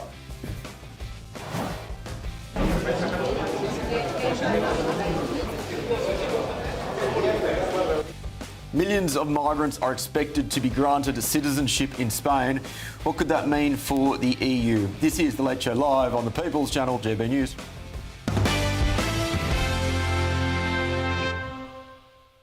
I don't deal with politicians' things and let the politicians do that. Let's concentrate on the football. Let's concentrate on the football. That's Ben Leo horsing around in Atlanta ahead of England's semi-final match against Argentina. We'll be checking with Ben shortly. But first, we had our Boris wave. Is Spain getting their Sanchez wave? Immigration officials are warning that Spain could take in up to 3 million migrants and their families within the next year. More than 1 million migrants in Spain sought to legalise their status earlier this month after an initiative by the country was launched to integrate foreigners living and working in the country without authorisation. That number is already double the 500,000 applicants they expected to receive, but now immigration officials are predicting that because of the family reunification process, another 3 million migrants could arrive in Spain to accompany the 1.2 million migrants who have applied for legal status. Officials have criticised the government for allegedly deliberately removing the national police from the process, which in their view weakens the verification process of those coming into the country. Let's get the thoughts from my panel now, and I want to start in London. Paul, I don't think it is too far to say that we are witnessing civilisational suicide in Europe. These are people who, again, were illegal migrants that the socialist government of Spain are seeking to legalise. 3 million migrants. That is enough to change the social fabric of a country. So if we look at governments and leaders and how they're supposed to behave relative to the protection of their civilians, how does this help in any way the people of Spain? First of all, it dilutes the work market, so they're going to have much greater trouble finding people to do the lower skilled work because a lot of these people are lower skilled. It creates a crime epidemic. We've seen that across Europe. It does not protect the people. It does not protect the government because we know that a lot of people that they allow in don't necessarily vote for them. The idea that the people that they're allowing in are all socialist communists, people that follow their doctrine is for the birds, frankly. It's just the stupidest thing I can imagine a leader can do to a country. The first thing that they should be doing is protecting their economy and protecting their borders and protecting their people. This does none of those things, and you cannot undo it as quickly as you can start it. Yeah, Candice, this is suicidal empathy, surely. Of course it is. How can you integrate this many people into your country? You're not going to be able to do it. And for me, this has serious echoes of Angela Merkel's decision to let in 1 million Syrian migrants. And possibly that is what led to Britain voting to leave the EU. And Giorgia Meloni has said this is going to undermine Schengen. Yep. This is what is going to happen. They're basically saying that Spain is not a nation. Spain does not have borders. Anyone can come. And the cynical part of me is like, so many people are going to cheat this. I mean, this is an open door for just criminality, basically. Of course they do. Two things can be true at the same time. One, immigration policy was a disaster following Brexit. But two, this is the perfect reason for why Brexit was voted for in the first place, in that those 3 million people would very much be the UK's problem if it wasn't for Brexit. So on the 10th anniversary, 10-year anniversary of Brexit, I think that is worth noting. Paul, when you think about Europe more generally and you think about these sorts of immigration policies, do you think, do you fear for the future of the continent? Yeah, hugely. Rightly so. I mean, statistically, we're heading in the wrong direction. Collectively as a continent, we're heading in the wrong direction. Point to where the growth is, you cannot see it. Point to where the defence is, you cannot see it. But point to where community cohesion is, you will not find it. At no point has there ever been an experiment in human history where you've taken one of the highest functioning societies the Earth has produced, then diluted it with a culture that's incompatible, and it produced a better outcome. Simply not the case. This is ideology over fact, and this philosophy has led to the destruction of a whole society. Yeah, I think that's well put, and it's the speed of the change as well, both in Europe and in this country as well, which is just so jarring. Anyway, let's get the thoughts of a man who knows about Spanish politics considerably better than we do, and that is Rodrigo Ballesta. Rodrigo, great to see you. Bring us up to speed with this policy, and what do you think the ramifications of it will be? Yeah, good evening, everyone. Thank you very much for having me. It will be indeed, a big chaos. I mean, so the first figures that have been released now by the police that are actually, like the triple of what it was initially foreseen, is something that some of us already said from the very beginning. Because indeed, once you get the regularization, once you get your papers, you are entitled to get family reunification. Both in Spain and in the European Union, family reunification means that you can bring your wife, your partner. Normally it's your wife, as we all know. You can bring children. You can sometimes also bring your parents, sometimes even your in-laws. And so the calculation that we have now is that to triple the initial figure. And so we're speaking about 1.2, 1.3, and actually it can be even more, because there is another aspect that we cannot discard here, is the massive fraud. The criteria of this regularization were so permissive, so lenient, and actually we had at least 400,000 people coming from other EU countries, so foreigners, and third country illegals, coming from France, from Portugal to Spain, just a couple of weeks, to get this regularization, to be regularized themselves. And so it's still shocking to all of us, how lenient, how lousy those criteria were. Last time we had a massive regularization in Spain, it was also a socialist government, but at least, it was compulsory to show a contract, an employment contract. Now, again, you only need to be in Spain. The official criteria were you have to be in Spain 5 months in a row before the 1st of January 2026 and have no criminal records. And again, imagine how easy it is to fake those criminal record certificates. How easy it can also be to fake the certificates of kinship. So at the end of the day, this is a time bomb for the Spanish society, and it will also have a huge impact on other countries of the European Union. Some people have suggested that this is a crude attempt to import votes. I'm aware that there are elections coming up in Spain. What do you make of that accusation against this government? Well, it might not be the case with this regularization, because now those illegal migrants will get, they will not get citizenship automatically, and without citizenship you cannot vote, but they will be able to vote in 2 years. But in the meantime, what most of the people don't know is that Spain and the Spanish government, Sanchez government, is also undergoing another very controversial legislation, according to which the descendants of the refugees, the political refugees, that left Spain after the Civil War, are suddenly entitled to have the Spanish citizenship. They are entitled for Spanish citizenship.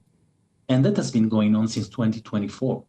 And here we are speaking about 2.4 million people who already applied for the Spanish citizenship.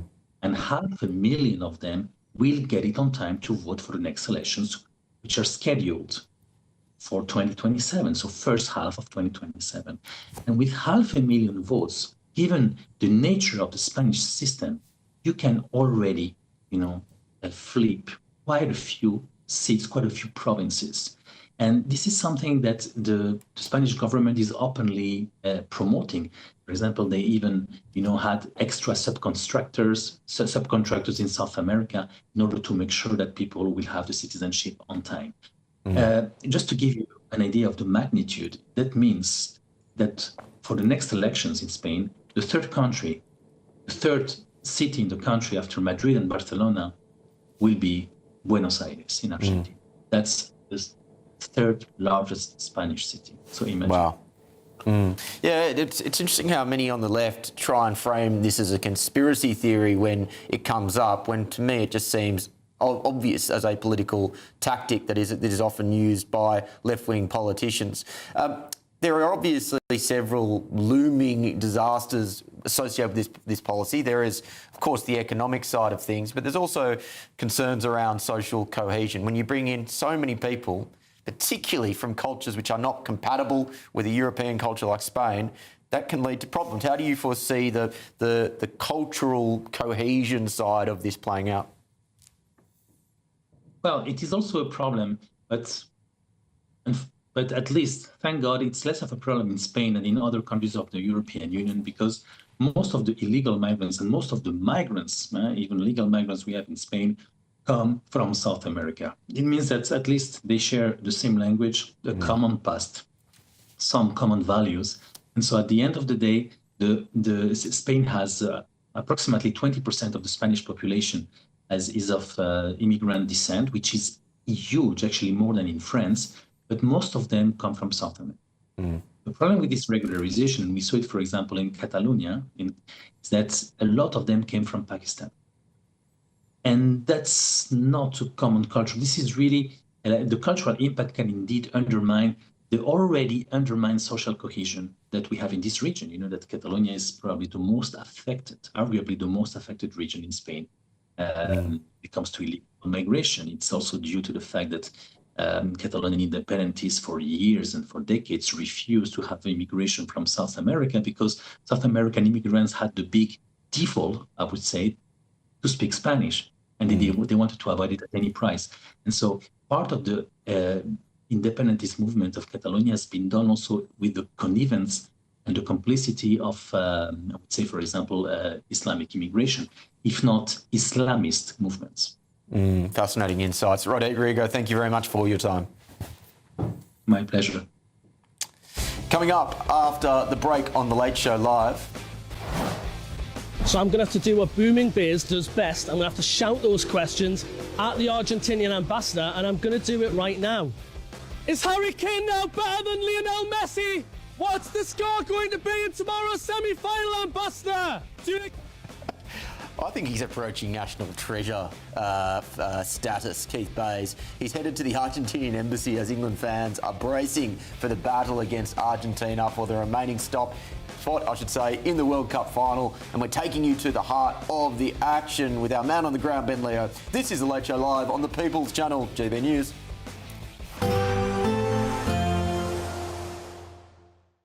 Expect warm spells with the odd rude interruption. Box Boilers sponsors the weather on GB News. A gusty breeze expected for the Greek islands, meanwhile widely dry and sunny across much of Europe and feeling less hot, finally, for Western Europe. I think it's also breezy for the Canary Islands, but mostly dry here. Spain and Portugal still hot in the east, but less hot compared with how it has been. And for France, we're no longer into the high 30s, drifting back to the mid 30s, but it's heating up for Italy, and it's staying breezy through the week for Greece.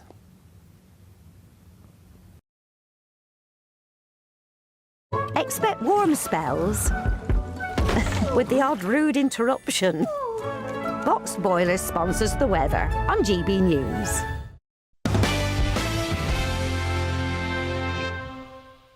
The answer, my friend, is blowing in the wind. The answer is blowing in the wind.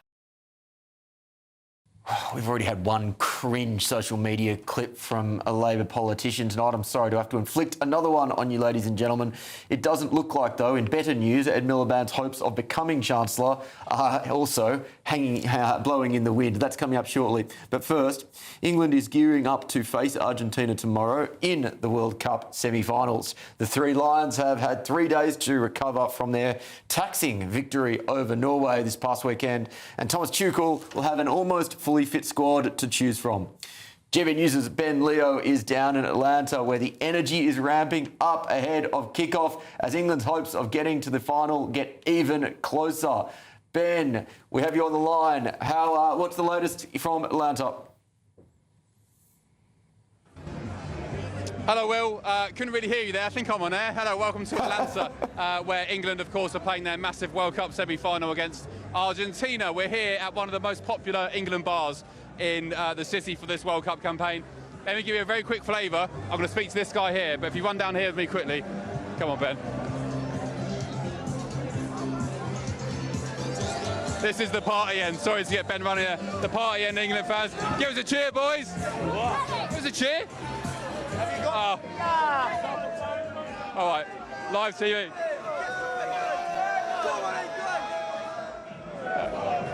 Right, let's speak to this one lad down here. I promised him last time we'd speak to him. Mate, you're up. How you doing? What's your name? My name's Chad. Sorry I missed you last time. Do you forgive me?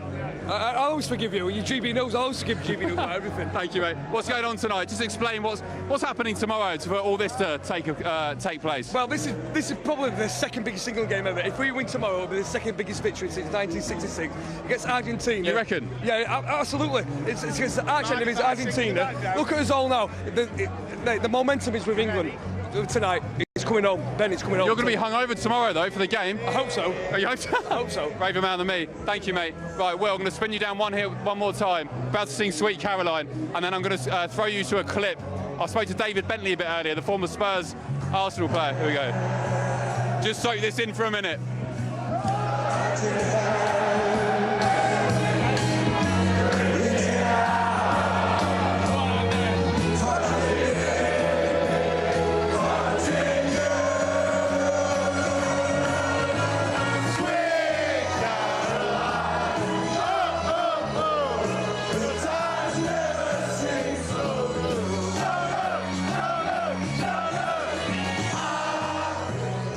As all this is taking place, you've got Argentina fans making their way past the bar.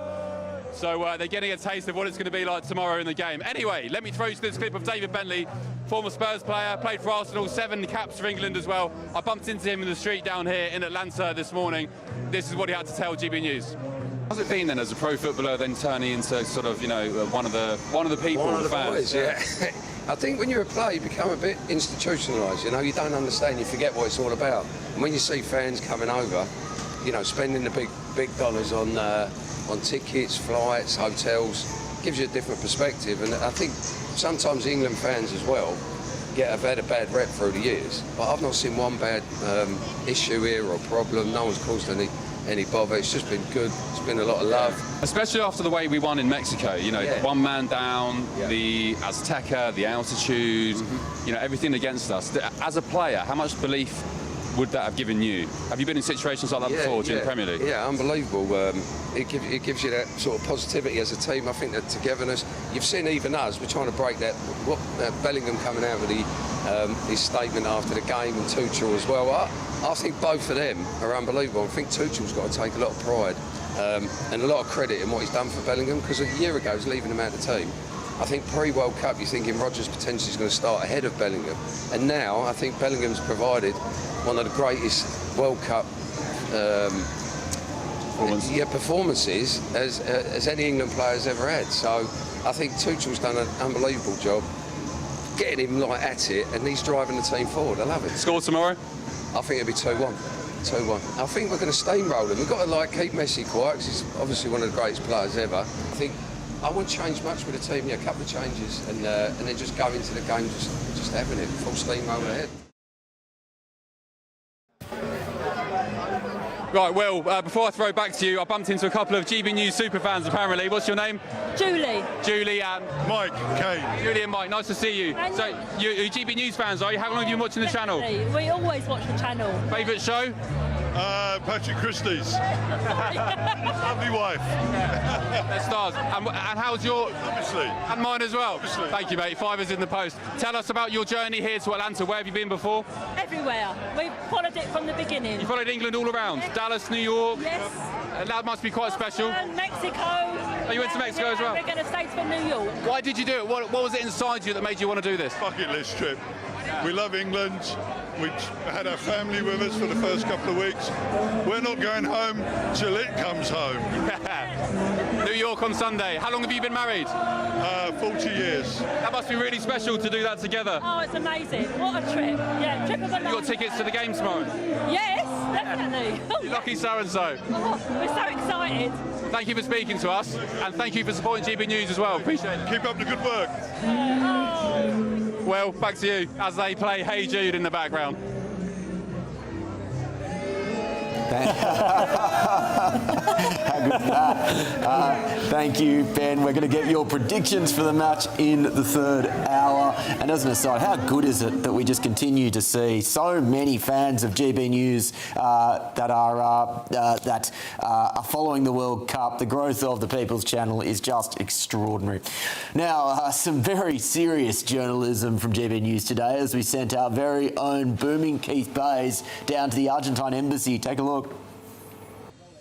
Tomorrow is the World Cup semi-final. England versus Argentina, Lionel Messi versus Harry Kane. It's the big one. So GB News has come down to London to speak to the ambassador of Argentina. Can you tell me what score's going to be in tomorrow's game, England-Argentina?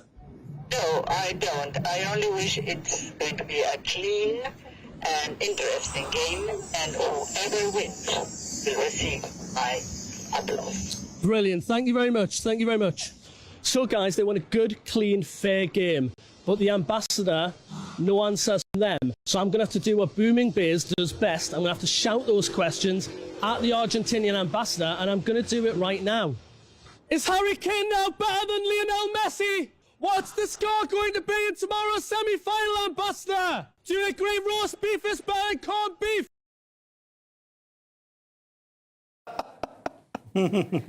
He's getting better and better. As I said, I think approaching national treasure status, Keith Bays. That was brilliant. Paul, your thoughts? Well, on Keith, I mean, he makes me look normal, the man. It's great. Look, everything I've seen so far, especially the GB News coverage in the bars with Ben, has been absolutely fantastic. It's no surprise, really. Football is really the people's game. This is the People's Channel. Of course, there is a Venn diagram in which a large amount of people enjoy the football and enjoy this channel.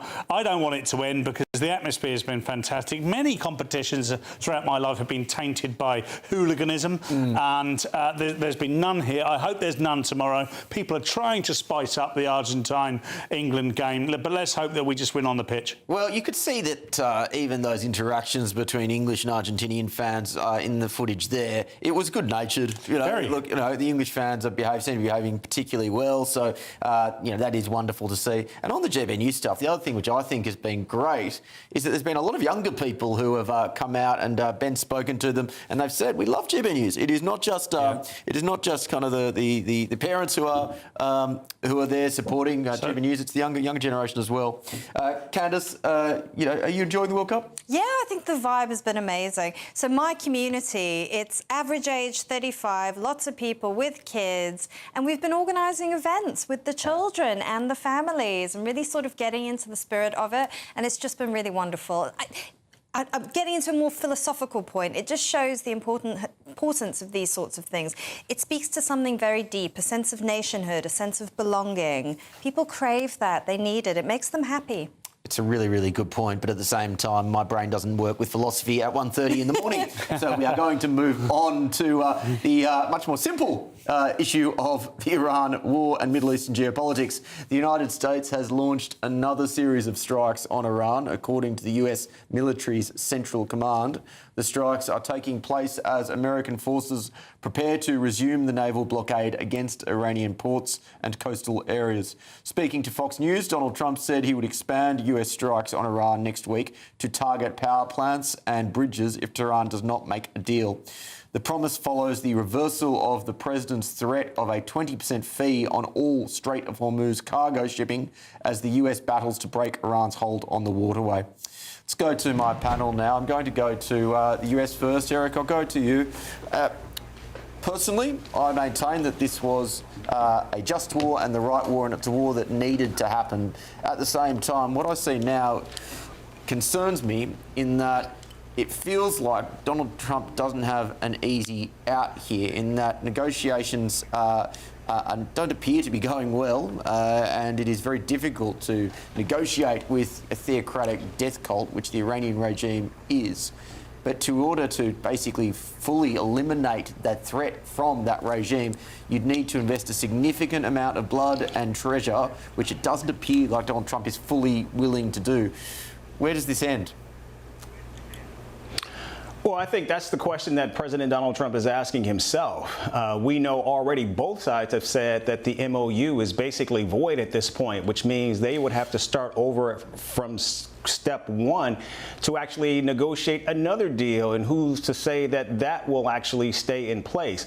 Right now, we know that there is no trust on either side, and the Iranians, we know that they are very, very good at waiting. We know that they're very patient, and clearly they're actually, I think, waiting not only for the global oil crisis to continue, but also looking forward to the midterm elections here in the United States, where they believe that quite possibly Democrats will take back power of Congress, and that will force President Donald Trump's hand in negotiating not only a deal, but also we could see Congress actually put more tools in place that would actually force President Trump to end this war. We got to remember, he never did get an MOU to actually go to war in Iran, and so we're still seeing that the president is still engaged in this war, even as we know a number of Republicans have come out and voted to actually rein in the president's powers as the war continues to play out. And I suspect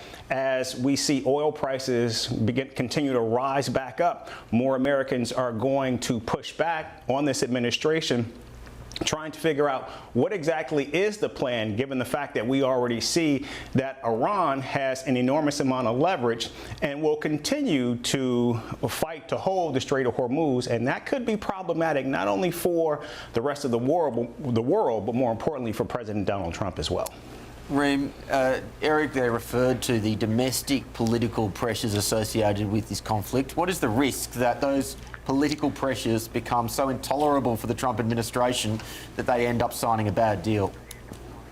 Well, it's interesting, of course, because we've got the November midterms, and of course that conversation about whether or not the Republicans are going to continue to hold the House is a genuine concern, I think, for President Trump. Of course, it does mean that lots of the sort of criticisms that are currently, as Eric just very eloquently outlined, the criticisms around the Iran war specifically are then going to be held at them at the ballot box, and of course that means that lots of the policy decisions that Trump wants to introduce won't then be allowed. It also hopefully would then mean that Congress begin to actually start, acting like the third branch in government and, doing something about constraining the president's power.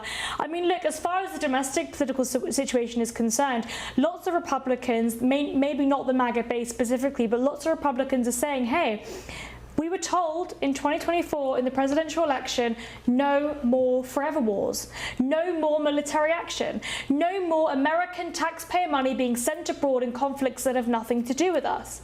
And here we have, Trump and Vance literally said, we will not get involved in a war in the Middle East. And here we have a forever war. We're in this memorandum of understanding that has turned into a memorandum of misunderstanding because nobody knows what any of the 14 points actually meant. Nobody knows what the sort of vagueness in the language was supposed to mean. And Iran have discovered now, as a result of this war, that they have got the entire world under its little finger because they can control the world's global oil supply, about 20% of the oil supply, but they can control oil prices. They have discovered their power, and that is not good. So I think that the outcomes of this war have ultimately been a failure. The war was a failure from the start, but crucially, as Eric said, Trump never had the democratic mandate, the constitutional mandate, to do this without going to Congress for the money first. This is American taxpayer money that is being spent and wasted, and quite frankly, it doesn't really seem as though any of these so-called aims have actually been achieved. Also, Paul, if I can there just are two add, we know that separate- right now, if I can just add really quickly, we know President Donald Trump has actually gone to Congress for defense appropriations to continue to provide the resources to carry this war on. However, now that we know with the death of Senator Lindsey Graham, the surprise death of Lindsey Graham, who served on the Defense Committee, and of course the incapacitation of Senator Mitch McConnell, who actually was the chair of the Defense Appropriations Subcommittee, all of those requests by the president now are basically in a holding pattern because right now the Senate simply doesn't have the votes to actually give the president what he wants. So this is a much greater complication for the president as he's escalating this war in Iran. He's going to need resources. He's going to need those munitions. He's going to need more of those weapons to continue to fire off of the Mediterranean in the Middle East. And right now, he's simply not getting them. And this could become more problematic for the United States, especially if this goes into the fall and the president just doesn't have the money or the resources to continue to fight this battle. Paul, when I reflect on this conflict, the one thing I still can't fully get my head around is the Strait of Hormuz choke point, and specifically how it would appear, despite it being such an obvious geopolitical threat associated with this conflict that many analysts had understood, it just doesn't appear like the US were fully aware of the implications when it comes to the strait. It doesn't feel like that entered into the calculus as much as it should have. Well, somebody in the US would have been fully aware of it. I don't know if that message got to Donald Trump or not. But here's the facts of the matter. If you want to be the world's superpower, the world's big brother, the big brother looks after Western sensibilities, Western democracy, then I'm afraid you have to make sure that you take care of bad actors like Iran. You can't be... Can I interrupt you? We'll just have a fact of the matter, not facts of the matter, because we are running a bit short of time, but I'll come back to you after the break. Paul Cox, there is so much more to come in that third hour, ladies and gentlemen, including this. The answer, my friend, is blowing in the wind. The answer is blowing in the wind. Today, clouds overhead, total zen within. Boxed Solar sponsors the weather on GB News. Hello, very good morning to you. Welcome to the latest update from the Met Office for GB News. Another beautiful, widespread, dry and sunny day across much of the UK. Hot for many, especially towards the south and southwest, but that's where there is the chance of some thundery downpours later in the day. Not just later in the day, some showers around for the far southwest of Cornwall first thing, and some cloud drifting in ahead of that for the rest of Cornwall into Devon, Somerset, Dorset. Also some low cloud hugging the coast of northeastern parts of the UK. Most places, though, inland, dry, sunny and feeling hot. Mid-20s in the north, 30 Celsius further south. So this long-running heat wave, for some places, it's the 12th day of heatwave conditions, and it's extensive across the UK, although always cooler across the north and northeast of Scotland. Dry, yes, but I think for Shetland, Orkney, the east coast of Scotland, still some cloud around. The rest of Scotland, blue skies as we end the day. Temperatures at 6 p.m. still at 24 Celsius for Glasgow, 23 for Belfast. England and Wales, mid to high 20s widely at this stage. But here are the showers across Cornwall and Devon. They're going to be continuing on and off throughout much of the day into the overnight period as well. Some rumbles of thunder out there. Nothing particularly widespread or severe Always that chance, though, for this southwestern peninsula. Elsewhere, cloud creeps in overnight. It's a fresh night for northern Scotland, temperatures getting into the single figures in places. Another warm night elsewhere, however, and a cloudy start for the Midlands, the east coast first thing Thursday. The low cloud quickly creeps back towards the coast, and then blue skies for much of the UK once again on Thursday. Temperatures rising, similar values compared with Wednesday. We're looking at widely the high 20s and in some spots up to 30 Celsius. But once more, the chance of some thundery showers in the far southwest. Today, clouds overhead. Total zen within. Boxed Solar sponsors the weather on GB News. From cold mornings to warm family brunches. From football to tennis in the car. In the kitchen. GB News Breakfast is there. With the stories you need and the conversations that matter. Anyway, let's talk business. Well, it has been a historic night in British politics. It's astonishing, isn't it? We're here again. To start your day just right. GB News Breakfast. Every morning from 6 a.m. Only on GB News. Britain's news channel. Join me, Nana Akwe, for an informative, interactive news programme with a difference. It's fun. No, he didn't say that, Dave. I'm so surprised. I think there's an element of truth to that. Join me from 3 p.m. every weekend, only on GB News, Britain's news channel. At GB News, we love to hear from you, our loyal community. So drop us a line at gbnews.com/yoursay. There, you can talk to each other and also to the presenters live on air. gbnews.com/yoursay, because GB News is your channel, Britain's news channel. Some people enjoy lazy Sunday mornings, but not me. What's the truth of the matter? So that's a very live question. Would you support him if he waters down these plans? Before the spin sets in, I'll be getting to the truth. This is personal. No soft questions, no easy answers. It's one thing if the state has rules in this country. It's another thing whether the police and others actually police them. Setting the agenda and holding those in power to account. You can't really blame her if the system is set up this way. You will not want to miss it, trust me. The Camilla Tominey Show, Sundays from 9:30, only on GB News. From the school run to the home run, watch a new show for all of Britain. So he can say whatever he wants. A straight talking show where all voices are heard. And, when are we going to stop talking about smashing the gangs and actually do it? With the stories that matter from every part of our country. There's a bit of a crash landing there for your Chancellor. Bold, fearless and standing up for you. That's me, Martin Daubney, 3 p.m. till 6 p.m, weekdays, here only on GB News. The People's Channel, Britain's news channel. Westminster's full of talk, but out here, it's the real world. Am I allowed to talk now? No, that's it. This is where it matters, real people and real lives. That's what politics is all about. The fact that Trump made a good start, no. Straight answers, no spin, and just a couple of pints. How many fingers have I got up? About 10. So join me for Lee Anderson's Real World every Friday at 7 p.m, only on GB News. The People's Channel, Britain's news channel.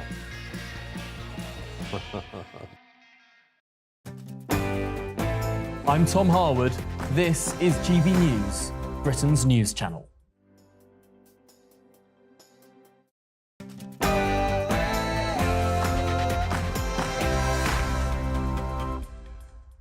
Live from London, England, this is GB News with the stories shaping Britain and America. It is clear that this was a targeted attack. After the police confirmed that Anne Widdecombe's death was a targeted attack, Reform UK's Robert Jenrick accused the government of failing to offer Nigel Farage the security that he needs. Is he right? Also, the answer, my friend, is blowing in the wind. The answer is blowing in the wind. Good grief. Ed Miliband looks set to miss out on being Britain's Chancellor, but who does Andy Burnham reportedly favour instead? We have all the latest coming your way. So I'm going to have to do what Booming Bears does best. I'm going to have to shout those questions at the Argentinian ambassador, and I'm going to do it right now. Is Harry Kane now better than Lionel Messi? What's the score going to be in tomorrow's semi-final, ambassador? Do you agree roast beef is better than corned beef? Booming Keith Bayes there. Everyone is preparing to watch England take on Argentina in the World Cup semi-final. We'll go live to Ben Leo in Atlanta to hear his score predictions. I'm Will Kingston, and this is The Late Show Live.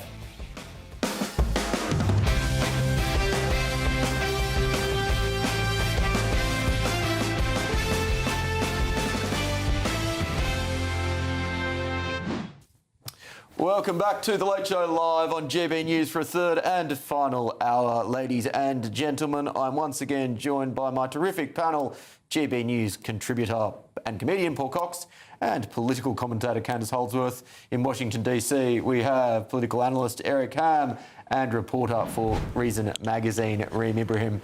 Thank you for joining me once again, team. Well, let's go to reports now that Andy Burnham, or allies of Andy Burnham, I should say, believe that they have successfully persuaded him not to choose Ed Miliband as Chancellor when he announces his top team next Monday.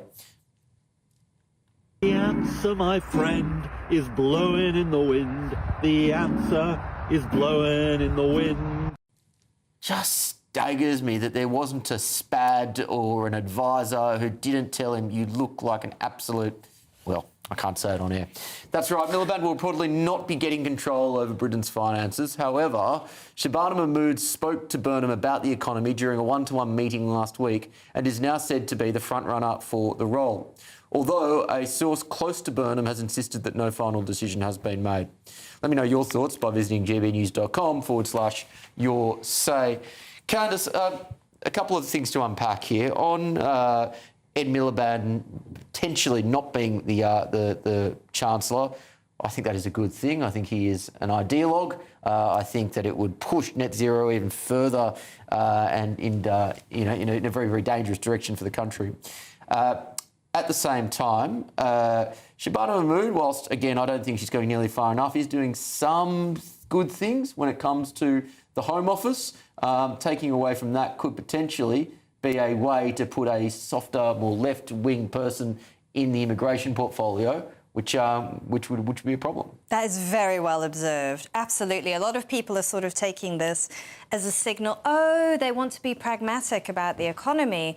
But who would replace her in the Home Office? And we do know that a lot of backbench Labour MPs oppose what she's doing in the Home Office, and they've written to Andy Burnham and said we need to loosen immigration controls. And the signals coming out of the Burnham camp are, oh no, we wouldn't do anything, we wouldn't go against what the British people want. We're not going to become more soft and liberal on immigration, but who they appoint to that role will tell us really what they think. I think it's a very ruthless move with Ed Miliband because from what I know, being Chancellor was sort of dangled in front of him so he wouldn't challenge Andy Burnham for the leader. And he didn't. Did he think he was going to get the Chancellorship? I don't know that. I'm just speculating. Yeah, it's an interesting thought. Paul, the other thing that I would say here, there are some policy portfolios where you don't necessarily need to have an extensive training or background in that area. You can get up to speed.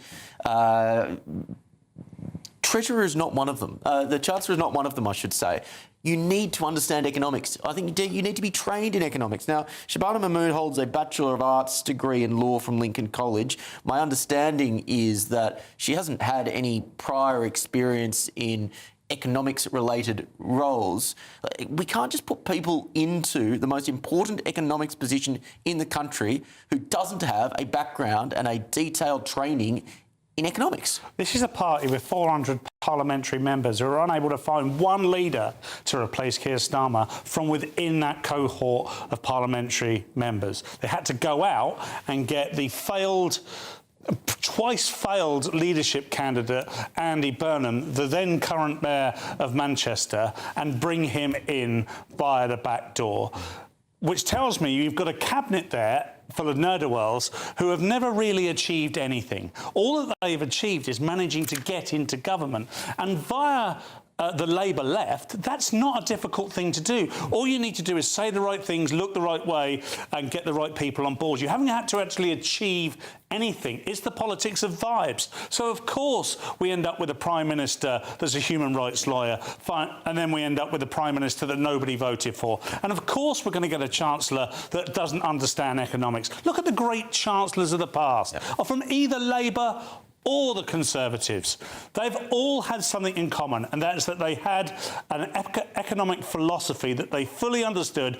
Even Gordon Brown and Tony Blair were thinking about that role for Gordon Brown years before they got into power. Shabana Mahmood is not qualified to do that. Neither is anyone. You might as well put Jess Phillips in there. Yeah. She's equally as qualified. So I don't expect any good things to come from this cabinet, and I don't expect any good things to come from this Labour government. Yeah, look, sadly, I agree with you. And look, in the interests of balance, Shabana Mahmood appears to be one of the more competent Labor MPs. It's not a particularly high bar, but she appears to be competent in how she's approaching the Home Office portfolio.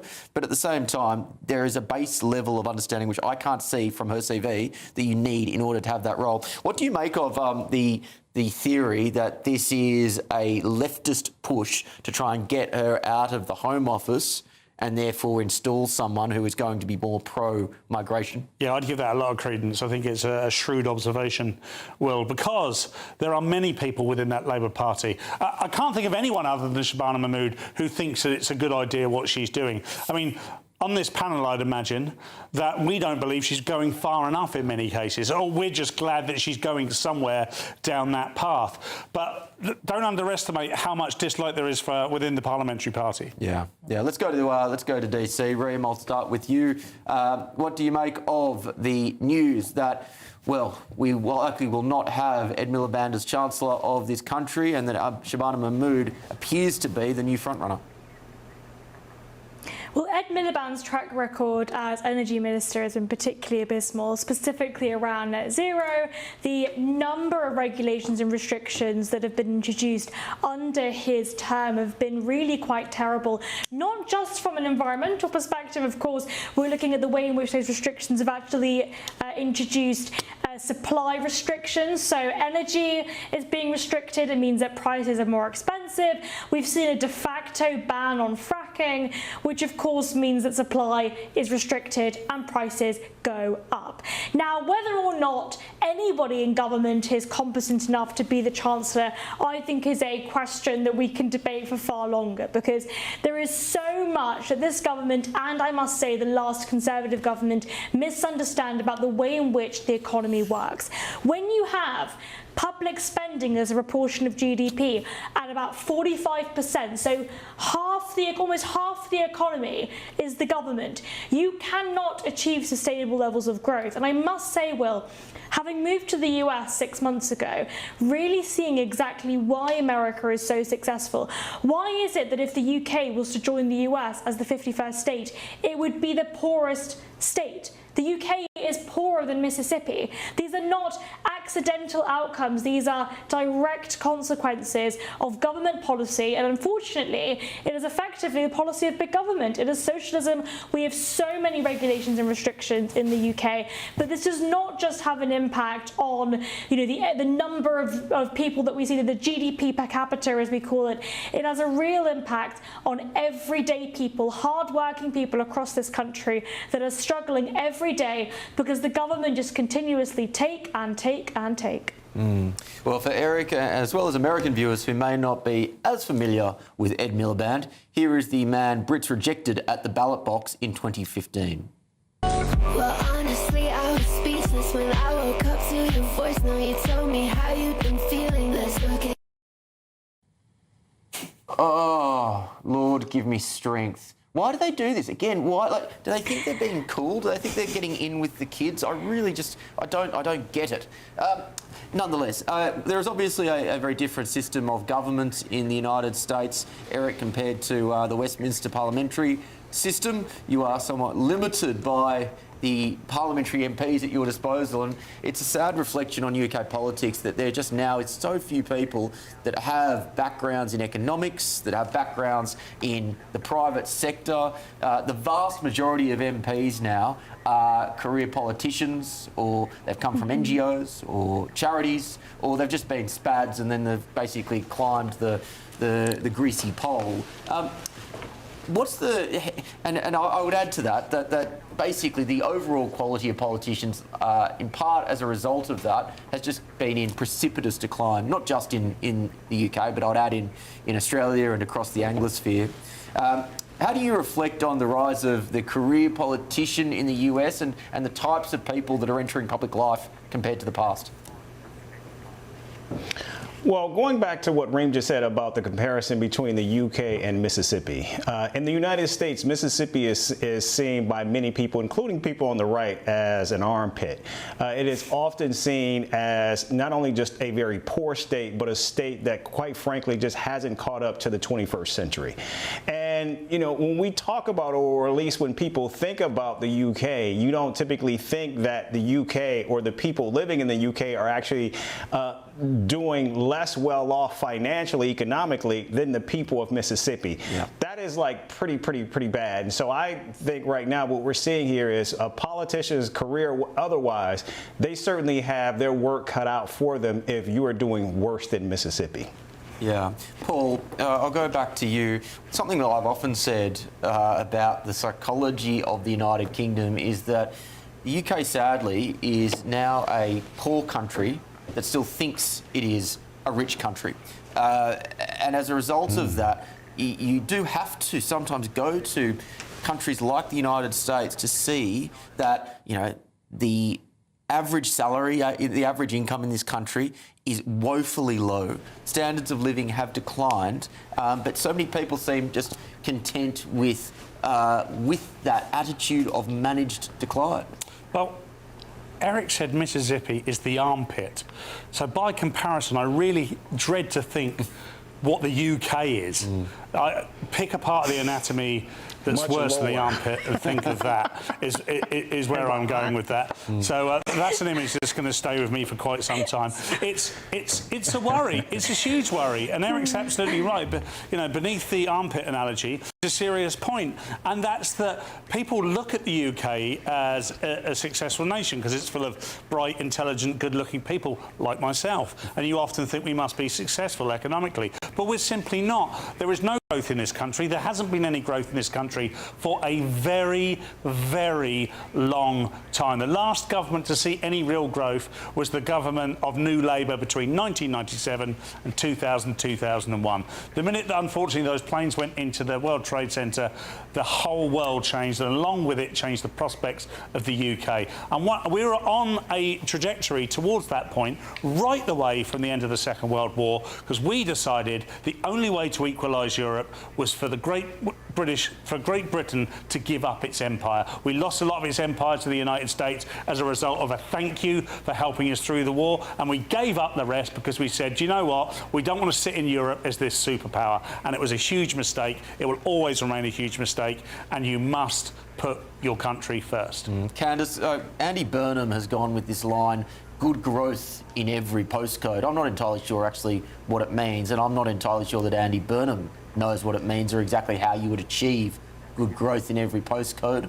How confident are you that that could be done under a Burnham government? I'm not confident at all. He always couches growth or commerce in sort of these obscure left-wing terms. So like you say, good growth. He also talks about companies that have social value, for instance. No, that is not how you're going to achieve growth in an economy. In fact, I don't even want the government involved in that. I just want the government to get out the way. That's what we have to do. Most of our problems are caused by very poor policy. We've got a tax code that has terrible cliff edges, that disincentivises people from earning higher salaries, taking on more work. The £100,000 trap, right? Once you're earning £100,000, you're actually worse off than if you were earning less.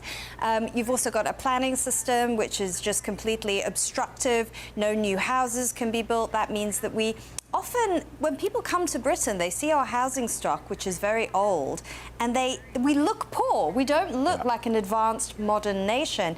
Having said that, we still have some brilliant schools, brilliant universities, very creative, clever, dynamic people.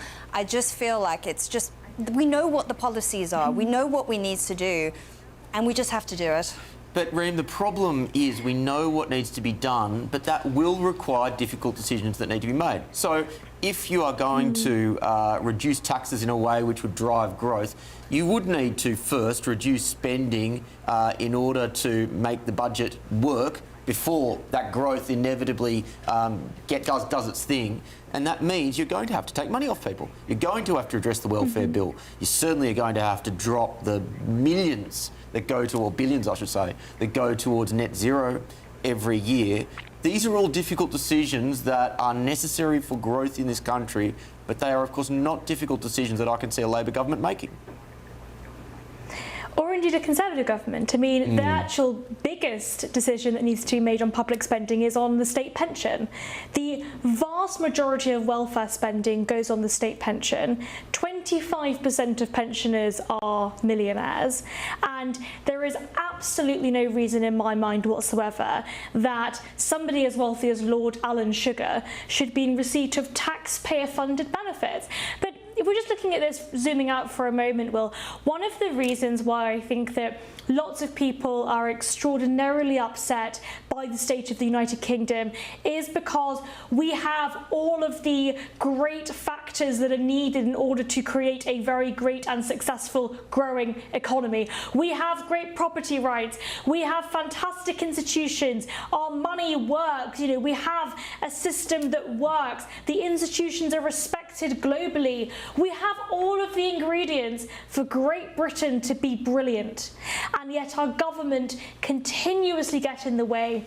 So before 2008, the UK was as rich as America, and now the UK is poorer than America's poorest state, Mississippi. That is not a coincidence, that is a direct consequence of government policy. When the government regulate so much across the economy, when the government tell businesses what they can and cannot do, when they impose costs by making them fill out ridiculous bureaucratic paperwork, you stop hard-working people from being successful. And when you tell working age people across the country that you do not need to work, if you have acne, if you have anxiety, if you have depression, we are now in a situation where 1 in 4 working age people do not work.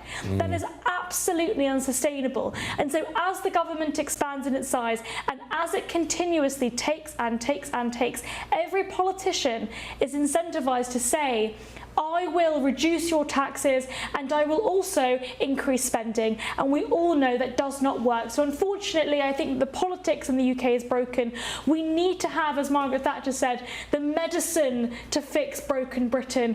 Britain is sick and we need a smaller state, but unfortunately I don't see any politicians willing to do what that takes. Yeah. Actually, well, how we could use my... I think if I could just add, I think what Reem is saying rings true in terms of the reputational vigor, because that is something that I think they are hiding behind. I mean, in fact, when you look at and just being here and the fact that in the United States, many people, and politicians included, believe that there is nothing that the United States should do without actually having the UK join with them at the hip.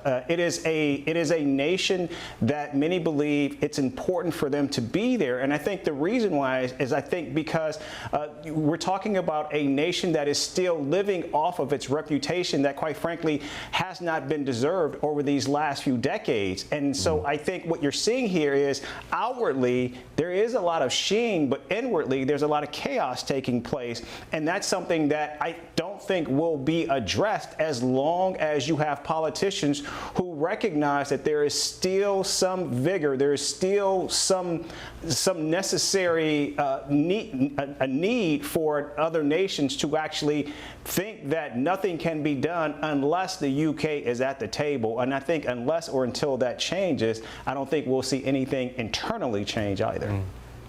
Interesting perspective. Well, let me know your thoughts at home by visiting gbnews.com/your say. Still ahead on The Late Show Live.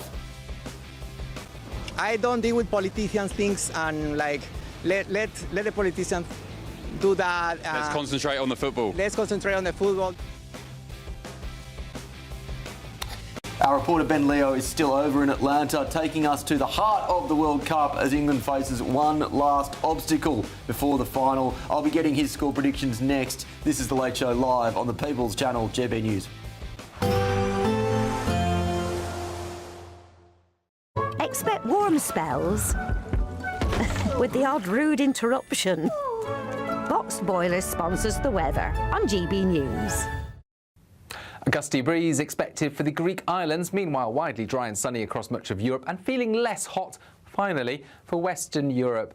I think it's also breezy for the Canary Islands, but mostly dry here. Spain and Portugal still hot in the east, but less hot compared with how it has been. And for France, we're no longer into the high 30s, drifting back to the mid-30s, but it's heating up for Italy, and it's staying breezy through the week for Greece.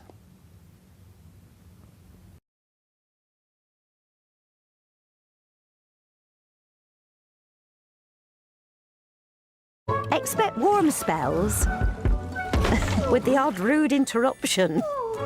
Boxed Boilers sponsors the weather on GB News.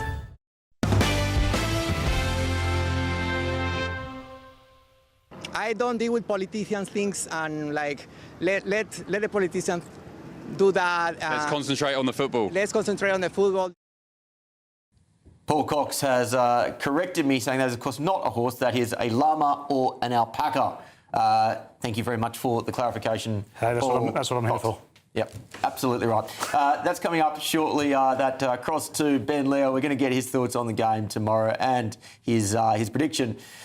England is gearing up to face Argentina in the semi-finals. The Three Lions have had 3 days to recover from what was a very taxing victory over Norway this past weekend. As I mentioned, Ben is down in Atlanta with the fans. The energy is ramping up ahead of kick-off as everyone hopes for an English victory to take them to the World Cup final. Ben, you're in Atlanta. What's the latest?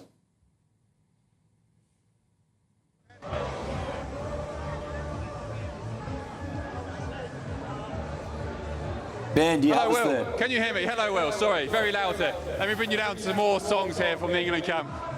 Listen to this.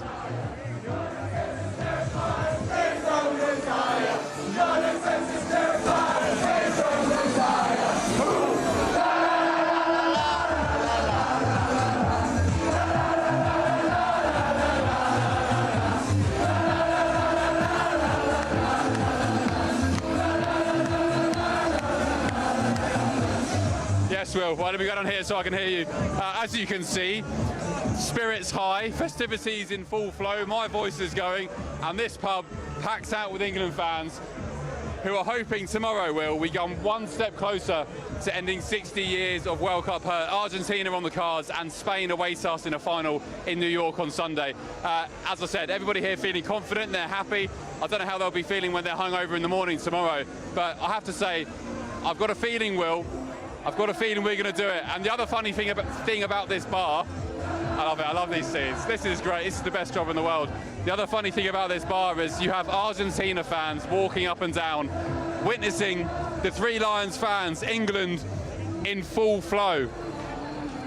I don't think they know what they're in for tomorrow in terms of the football. Argentina? Yeah, you speak English? Yeah, of course. Yeah, how are you feeling ahead of tomorrow? Fine. It's a match that we are going to play and we're going to win. Is it more than a football match or just football? It's more. Falklands is from Argentina, and tomorrow we are winning, and it's going not a war because it's not a war. No war. It's a football match that is going to proceed on the history. Good man. And what do you make of all the fans here singing? It's fine. They have to Does it scare you? Does it scare you? I like it. It doesn't scare. Tomorrow is going to be like a party, and I hope Argentina wins. Good luck, man. Gracias. Adios. Will, for now, the festivities continue well into the night, and hopefully we'll make the final on Sunday. So I'm just listening to what tune comes on next. I'm going to get myself a drink and go and join the party, Will. Before you do, Ben, what's your prediction for the score? Oh, I think we're going to win. I've got a great intuition. And actually, I've been saying all week, go and watch the old clips. I think it will be easier than Norway. I don't know what the score will be, maybe 2-1, maybe 3-1, but I think it will be an easier contest than Norway. Just remember that. That looks like it's going to be awesome, fun, enjoy. Thank you, Will.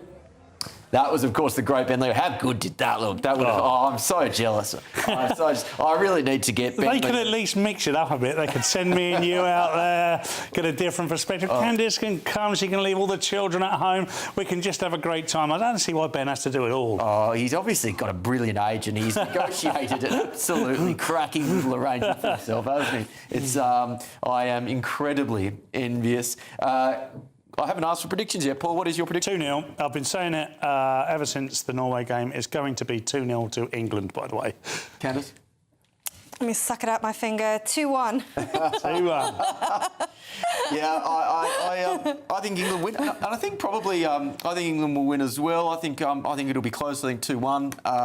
At the same time, I think there is also I think probably most people were expecting France to win. Yeah. Again, Spain played brilliantly yesterday. They did. But they did. I think if you were to ask most English fans who they would prefer to play in the final, it would be Spain. Probably, but look, this is how it's ranked now. It's ranked. Argentina are ranked first in the world, believe it or not. Spain are ranked second in the world, with France third and England fourth. So it's first versus fourth tomorrow. I think that actually Spain are probably the greater team based on what we saw today. France did not show up whatsoever. Whoever gets through to the final, and by the way that this was seeded this time, the best four teams had the greatest chance of not meeting one another. So it's not by accident that these four teams are in the semi-finals. But whoever makes it through to the final, it's going to be a tough game. It's just going to come down to fate and courage, and we've seen a lot of courage from England. Well, Bev Turner should be back tomorrow. She'll, of course, be crossing to Ben regularly as we gear up for what will be a huge night in the history of English football and in English sport, no less. Still ahead, though, on The Late Show Live. So I'm going to have to do what Booming Bears does best. I'm going to have to shout those questions at the Argentinian ambassador, and I'm going to do it right now. Is Harry Kane now better than Lionel Messi? What's the score going to be in tomorrow's semi-final, ambassador? Do you agree roast beef is better than corned beef? That's great. That was Keith Bays, or Booming Bays, as he is now known by the staff of the Argentinian embassy. He's been finding out their predictions for the World Cup semi-final. That's coming up next. This is The Late Show Live on the People's Channel, GB News.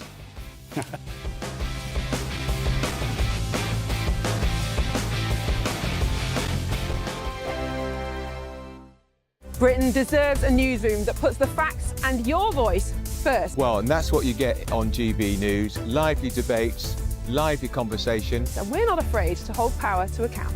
And each other. So join me, Andrew Pearce. And me, Miriam Gates, for Britain's Newsroom, weekdays from 9:30 on GB News. Here at GB News, we made a promise to tell your stories. And on the 6th of August, we're marking 5 years of doing exactly that. Celebrate with us by having your say. Join in the debates live on TV and radio. And meeting your favourite presenters across the country, from Leeds to Aberdeen, from Belfast to Barry Island. Plus, join me in Essex for our biggest live show of the year. Scan the QR code or visit gbnews.com/celebrate. Terms and conditions apply. From the school run to the home run, watch a new show for all of Britain. So he can say whatever he wants. A straight talking show where all voices are heard. And, you know, when are we going to stop talking about smashing the gangs and actually do it? With the stories that matter from every part of our country. There's a bit of a crash landing there for your Chancellor. Bold, fearless and standing up for you. That's me, Martin Daubney, 3 p.m. till 6 p.m. weekdays, here only on GB News. The People's Channel, Britain's news channel. From court mornings to warm family brunches. From football to tennis in the car. In the kitchen. GB News Breakfast is there. With the stories you need and the conversations that matter. Anyway, let's talk business. Well, it has been a historic night in British politics. It's astonishing, isn't it? We're here again. To start your day just right. GB News Breakfast. Every morning from 6 a.m. Only on GB News. Britain's news channel. Westminster's full of talk, but out here, it's the real world. Am I allowed to talk now? No, that's it. This is where it matters, real people and real lives. That's what politics is all about. The fact that Trump made a good start, no. Straight answers, no spin, and just a couple of pints. How many fingers have I got up? About 10. So join me for Lee Anderson's Real World every Friday at 7 p.m. only on GB News. The People's Channel, Britain's news channel. Some people enjoy lazy Sunday mornings, but not me. What's the truth of the matter? So that's a very live question. Would you support him if he waters down these plans? Before the spin sets in, I'll be getting to the truth. This is personal. No soft questions, no easy answers. It's one thing if the state has rules in this country. It's another thing whether the police and others actually police them. Setting the agenda and holding those in power to account. You can't really blame her if the system is set up this way. You will not want to miss it, trust me. The Camilla Tominey Show, Sundays from 9:30, only on GB News.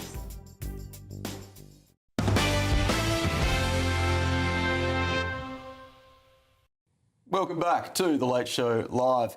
In other news, US health officials are now investigating whether Taco Bell restaurants played a role in one of the largest US outbreaks of a gastrointestinal illness caused by a parasite that contaminates fresh produce. Federal officials say they have not confirmed a specific food source or produce grower or supplier responsible for the multi-state outbreak of, oh, here we go, cyclosporiasis. Cyclosporiasis. All right, team, quickly come in for me on this. Paul, give your best on that one. Cyclosporiasis. I don't know. You did really well. Cyclosporiasis? Oh, we'll do that. Sounds okay, good. We'll that sounds good. Yep, so a really big outbreak of that, ladies and gentlemen. Let's go with its more commonly known word, name, which is explosive diarrhoea. This has hospitalised more than 80 people. It has to be a very, very explosive case of diarrhoea to take you to the hospital. Not pretty. Public health officials are warning that there could be multiple culprits. A Taco Bell spokesperson has said, the health and safety of our guests is our top priority. Public health officials have not confirmed a link to Taco Bell or any specific ingredient, supplier, restaurant or retailer. While authorities continue their broader review, Taco Bell has voluntarily and temporarily removed limited ingredients at a select restaurants as a precautionary measure. Paul, I've got to put my cards on the table. I've never been a fan of Taco Bell. I think it's rubbish. This surely is another reason not to go. Yeah, it sounds like a really good reason. I mean, I don't want to talk them down in case they offer me a sponsorship deal, and I will take anything in the order of $1 million per annum. I will say anything you want, basically, nuclear weapons, whatever you want. Yeah. Cigarettes for children. Look, I'm your man. Yeah. It's just going to take a certain amount of money. Yeah. But I've never admired about you is that your intellectual flexibility. Yeah, your profits. That just works until they start offering me $1 million a year. I'm saying $1 million a year, by the way. Look, I've not eaten at Taco Bell either, but this is not good. This is not good for them. This is not good for them. Explosive diarrhea is not good. I think we can all agree. That's the sort of serum explosive diarrhea is not good. If you've been waiting all evening to find out whether it's good or not, I'm here to tell you it's not good. I wish everybody who's got it, well, 80 hospitalised, by the way, not a laughing matter. You've really got to be on the loo in some serious trouble to think, do you know what, I'm taking this matter to the hospital. They only do. Candice, can you top that level of punditry? Explosive diarrhea isn't good? I mean, it's all just descending into chaos here. I will say, growing up, my mother used to obsessively wash lettuce. She was always like, it's full of bacteria, you've got to wash it. You can't trust the shops to wash it properly. So maybe it's something like that going on? Eric, you a Taco Bell fan? Not at all. In fact, what we're learning about this cyclosporiasis is the fact that actually they say that washing produce won't actually alleviate the problem, that you actually have to cook it, and you have to cook it above 150 degrees Fahrenheit to actually kill this bacteria. And not only that, but they say the bacteria actually could take anywhere from 3 to 14 days days before it actually manifests itself in one's body, which means that basically if in 2 weeks you start experiencing these difficulties, you may not even know where it came from. So this is certainly a problem and an issue. It's unclear, in fact, how this will actually be adjudicated, but this is something that we're told that the CDC is now beginning to actually try to hone in on. And typically they say something like this does come into effect usually during the summer months when it's hot, it's humid, and the bacteria actually it grows and festers. But still, this is certainly a problem, and it's unclear if and when they'll actually be able to get a handle on it. Strong analysis. Take note, Paul. Reem, you've been in the US now for what, about 6 months or so, give or take? That's right. How do you compare the fast food options in the UK to the US? US to the UK? I've got to say, the worst part about America is its food, and I do think that, you know, when I would come to the US and I would travel, and obviously I was eating out all the time, A, I would put on loads of weight, but B, my skin would just come out with loads of spots because I was eating absolute rubbish. Now that I live here, I do try and cook at home most nights, and I do think that the food in America is just so greasy and there's just so much rubbish in it. But I've got to say, this is some really terrible PR for Taco Bell. And I always thought Taco Bell was kind of terrible, but also this is like another word that I won't use on air. I mean, this is awful, and I think that Taco Bell are probably going to see a lot of their profits decline. They might even have to start closing stores. This might mean lost jobs. We don't know what the consequences of this kind of bad PR could be.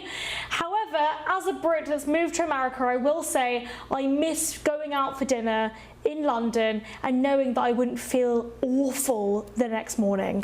Yeah, no, agreed. And give me a Greek sausage roll over a Taco Bell taco any day of the week. Oh, hell yeah. Let's move on to some fine boots on the ground journalism from GBNews today as we sent our very own Booming Keith Bays down to the Argentine embassy. Let's take a look.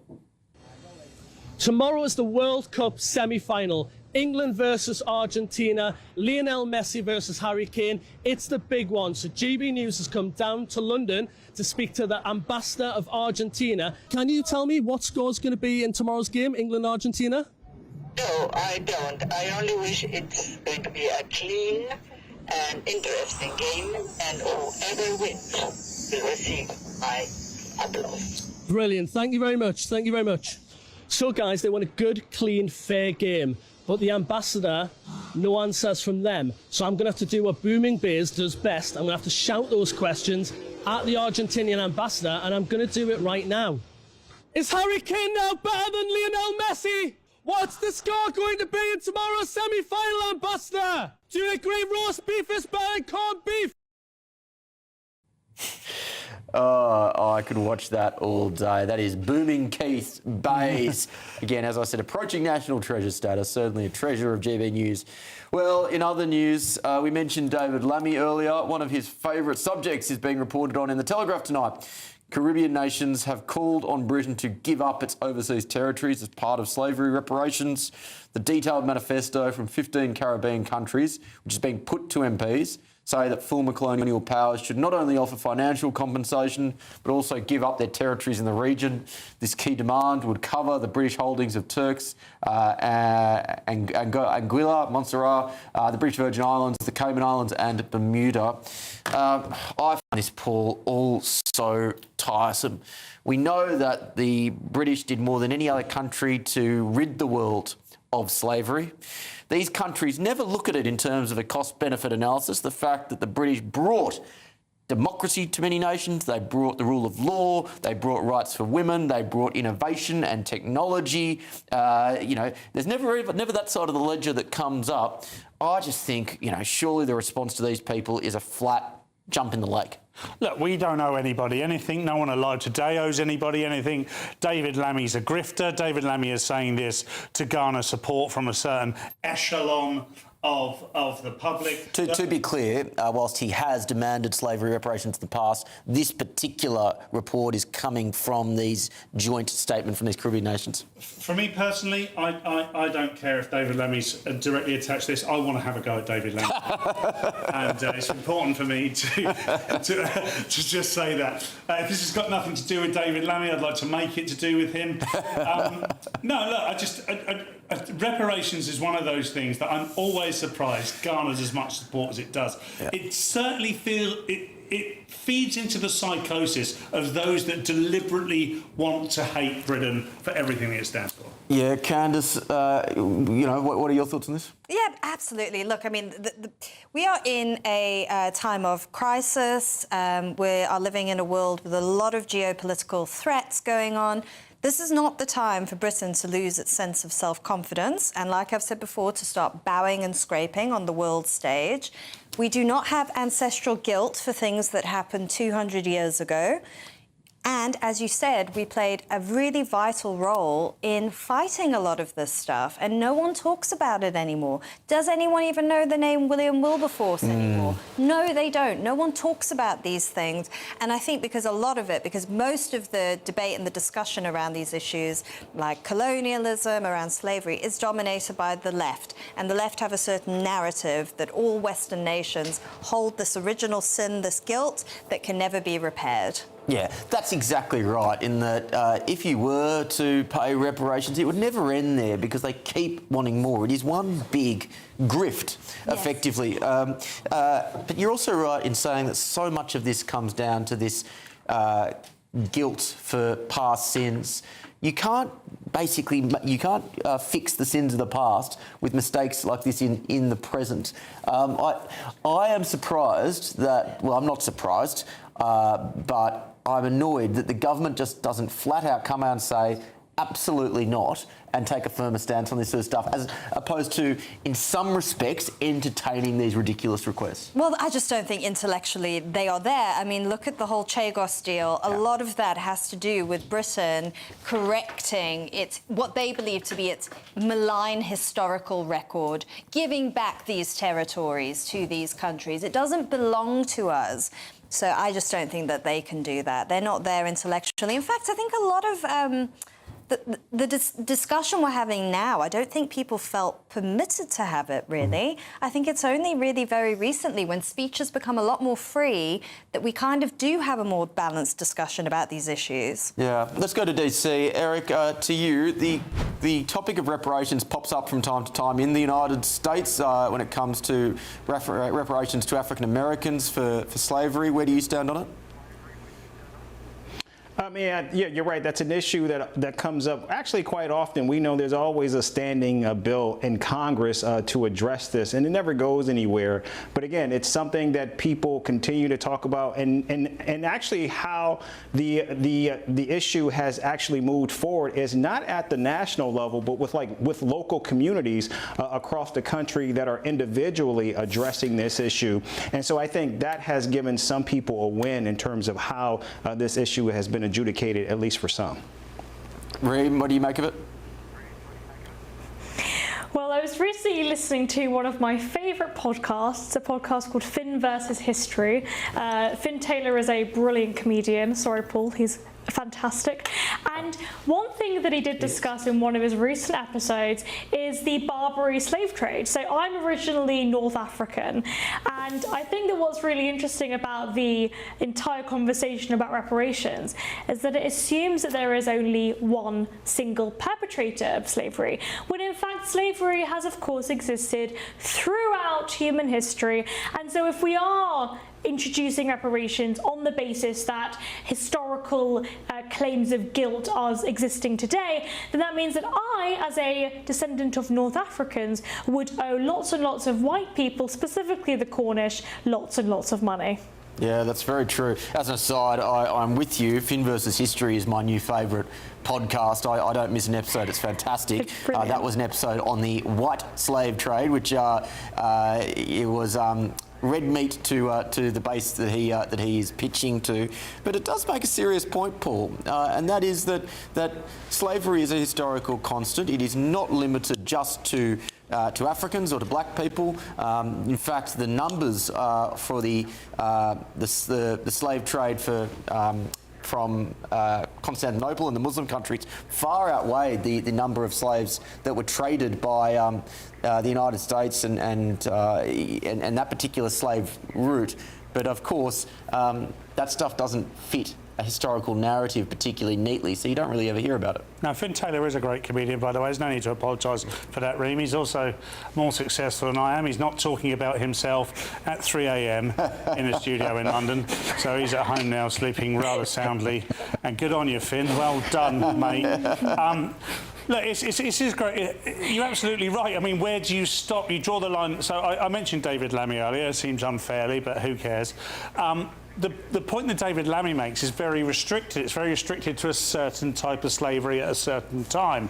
And, you know, you can make a case for that. But if you do make a case for that successfully, then you have to stop somewhere. Or do you not? Do you keep paying reparations until you go back to the Roman Empire or even, you know, the Greek Empire? Where do you stop? So it doesn't make sense. You have to draw a line. And in order for us all to move forward as a human race, we will have to draw a line.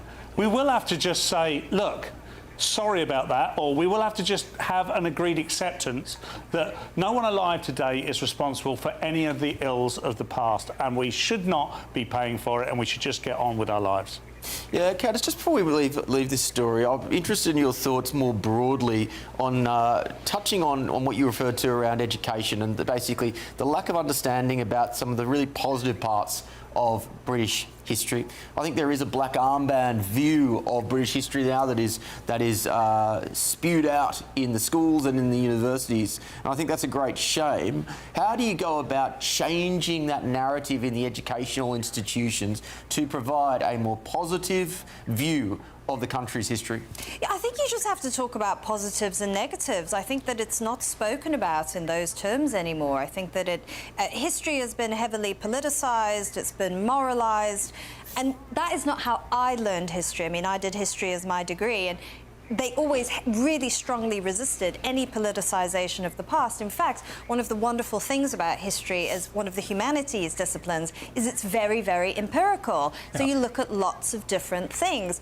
But I will say, actually, I think the British can be very proud of the role that they played, because I think that many people here fought very hard to end the injustice of slavery. And the British Empire lost huge sums of money. It wasn't in their interest at all. They did it for moral purposes. So I think that I don't have huge faith in the education system to do that right now, but I think you've got a lot of very interesting people outside of that, like you were talking about the podcast, for instance. You've got the author Nigel Biggar, who was so heavily censored, but he's getting his ideas out there. He's written so much about the history of empire. So I think that's what you need. You just need a more balanced perspective. I've spoken to Nigel Biggar actually on my GB News show, Fire at Will. New episodes land 6 p.m. Wednesday and Friday. You can get it on YouTube or all major podcast platforms. Don't miss it.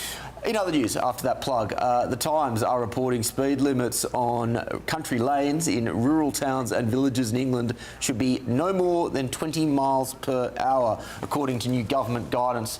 It added that councils in rural areas should consider narrowing roads, using more bollards, and removing the centre line separating the two lanes of traffic as measures to lower speeds. Currently, most country lanes are de-restricted, meaning they are subject to the national speed limit of 60 miles per hour. Well, look, is this just one more kick to the British countryside from Sir Keir Starmer before he leaves number 10? Paul, I'm inclined to say woke nonsense. What do you maybe make of it? Look, I'm someone who's actually done a lot of country driving. I live very close to the country. I've even had driving lessons specifically to drive on country roads in the UK, because they are declassified and they do have the national speed limit. In fact, I've seen many a foreign comedian come to this country and write some excellent material about how they get out into these very narrow lanes, or already don't have the white marks and are already very, very narrow, and are able to drive at 60, 70 miles an hour. I think it's preposterous to try and do traffic calming on those particular roads, because there is no way of policing it. Look, people drive to the conditions. We hope that everybody drives to the conditions properly, and if they do so, then everybody will be safe. Of course, there are some idiots and they need re-education. But however, the 20-mile-an-hour limits in London are an absolutely preposterous idea. In a minute, I will drive for 30 minutes to get myself to the other side of London to get onto the motorway to go home. And I'll tell you now that everybody who knows where those cameras are only drives at 20 mile an hour when they get to those cameras. The amount of Uber drivers that sit behind me when I'm not sure where the cameras are, just beeping at me almost to say, get out of the way, mate, this is a ridiculous speed limit, and we know where the cameras are, and no one can... You try doing, by the way, 20 miles an hour with nothing on the road. And this is someone who has actually been caught doing 23 in a 20 mile an hour zone, which I got 3 points on my licence for. What am I going to do? What damage am I doing at 20 miles an hour is what I would ask. Yeah, and Candice, as a broader point, this just feels like part of a trend in that the government and, you know, the Westminster types either don't really understand rural Britain or are actively hostile towards it. And we see this across a range of different areas. This is not the most important example of that, but it's just yet another annoying thing where you go, have you ever been to the countryside before? Do you actually know the realities of driving on a country road? Yes, and I think they also don't realise just how reliant on the car people in the countryside are. And I think that there's been huge negativity recently against the car. I mean, the car used to be seen as a symbol of freedom, of independence, and now it's sort of, it's made into a villain, and people don't realise that in the countryside, you cannot substitute bicycles for cars. The distances are too great. It's just not practical. And there's no public transport as well. People are deeply reliant on their cars. Yep. No, couldn't agree more. A quick thought from Reem, from you. Again, I imagine as a libertarian, you know, this sort of government interventionism must grate on you.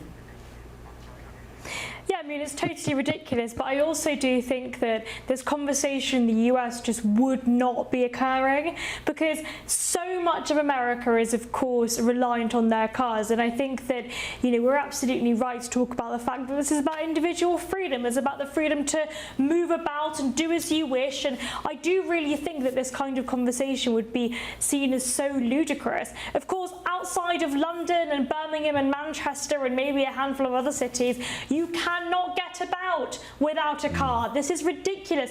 20 miles per hour would restrict so many people in their daily lives, but also, quite crucially, the impact on businesses, the impact on trying to get to work whilst also picking up your children after school. This is just completely insane stuff, but also quite indicative of politicians that live in London, live in North London, do not get out to the countryside, and do not know what real Britain looks like. Yep, couldn't agree more.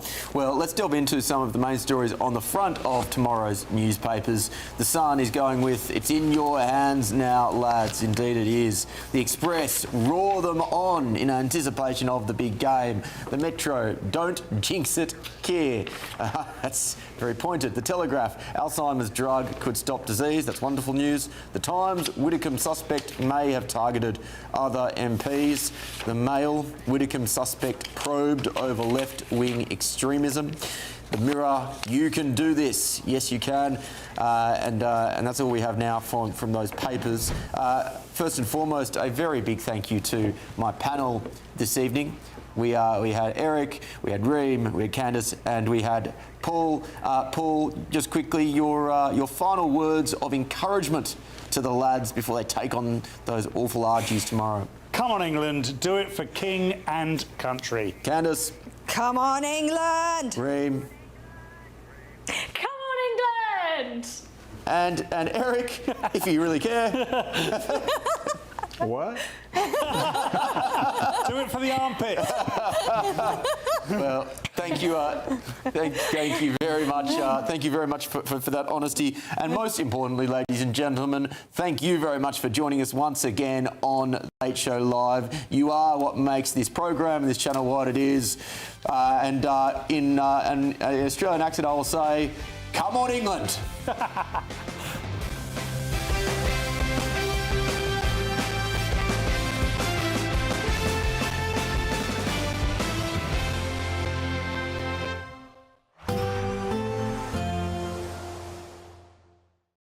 Today, clouds overhead, total zen within.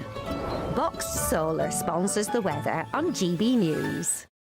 Hello, very good morning to you. Welcome to the latest update from the Met Office for GB News. Another beautiful, widespread, dry and sunny day across much of the UK. Hot for many, especially towards the south and southwest, but that's where there is the chance of some thundery downpours later in the day. Not just later in the day, some showers around for the far southwest of Cornwall first thing, and some cloud drifting in ahead of that for the rest of Cornwall into Devon, Somerset, Dorset. Also some low cloud hugging the coast of northeastern parts of the UK.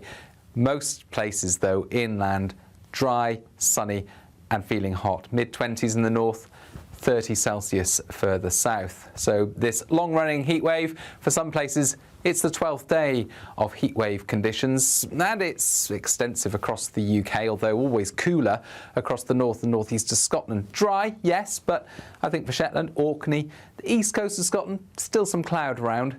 The rest of Scotland, blue skies as we end the day. Temperatures at 6 p.m. still at 24 Celsius for Glasgow, 23 for Belfast. England and Wales, mid to high 20s widely at this stage. But here are the showers across Cornwall and Devon. They're going to be continuing on and off throughout much of the day into the overnight period as well. Some rumbles of thunder out there. Nothing particularly widespread or severe. Always that chance, though, for this southwestern peninsula. Elsewhere, cloud creeps in overnight. It's a fresh night for northern Scotland, temperatures getting into the single figures in places. Another warm night elsewhere, however, and a cloudy start for the Midlands, the east coast first thing Thursday. The low cloud quickly creeps back towards the coast, and then blue skies for much of the UK once again on Thursday. Temperatures rising, similar values compared with Wednesday. We're looking at widely the high 20s and in some spots up to 30 Celsius. But once more, the chance of some thundery showers in the far southwest. Today, clouds overhead, total zen within. Box Solar sponsors the weather on GB News. 5 hosts, 5 opinions, 5 fearless debates, 5 unfiltered takes on the day's news. 5 reasons not to be anywhere else on Saturday night. This is the Saturday 5. You got me. You got me good there. Britain's biggest Saturday night TV show. It's not a bad brand. Yeah. Uncensored. Very, very racy tonight. On the unpredictable. What does she say? Can you translate it for us? And always entertaining. And how can a country go from being led by William Wallace Saturday nights from 6 p.m. only on GB News, the People's Channel. Britain's news channel. You're going to want to stay tuned, trust me. Do you trust what you're being told? Good, because neither do I. Those are just facts. I'm Alex Armstrong, and on my show, we'll expose the spin. Well, I want to answer that, because you didn't let me last time, because you always speak over me. The broken promises. To deny that is denying the truth. And the hypocrisy. Needs to stop. You think we can allow? Politics, policy, parliament. Nothing is off limits. No sugarcoating, no fear of offence, just the truth laid bare. Tune in every Saturday and Sunday at 9 p.m. for Alex Armstrong Tonight, only on GB News, Britain's news channel. Join me, Nana Akwe, for an informative, interactive news programme with a difference. It's fun. No, he didn't say that, Dave. I'm so surprised. I think there's an element of truth to that. Join me from 3 p.m. every weekend, only on GB News, Britain's news channel. Westminster's full of talk, but out here, it's the real world. Am I allowed to talk now? No, that's it. This is where it matters, real people and real lives. That's what politics is all about. In fact, has Trump made a good start? No. Straight answers, no spin, and just a couple of pints. How many fingers have I ever got?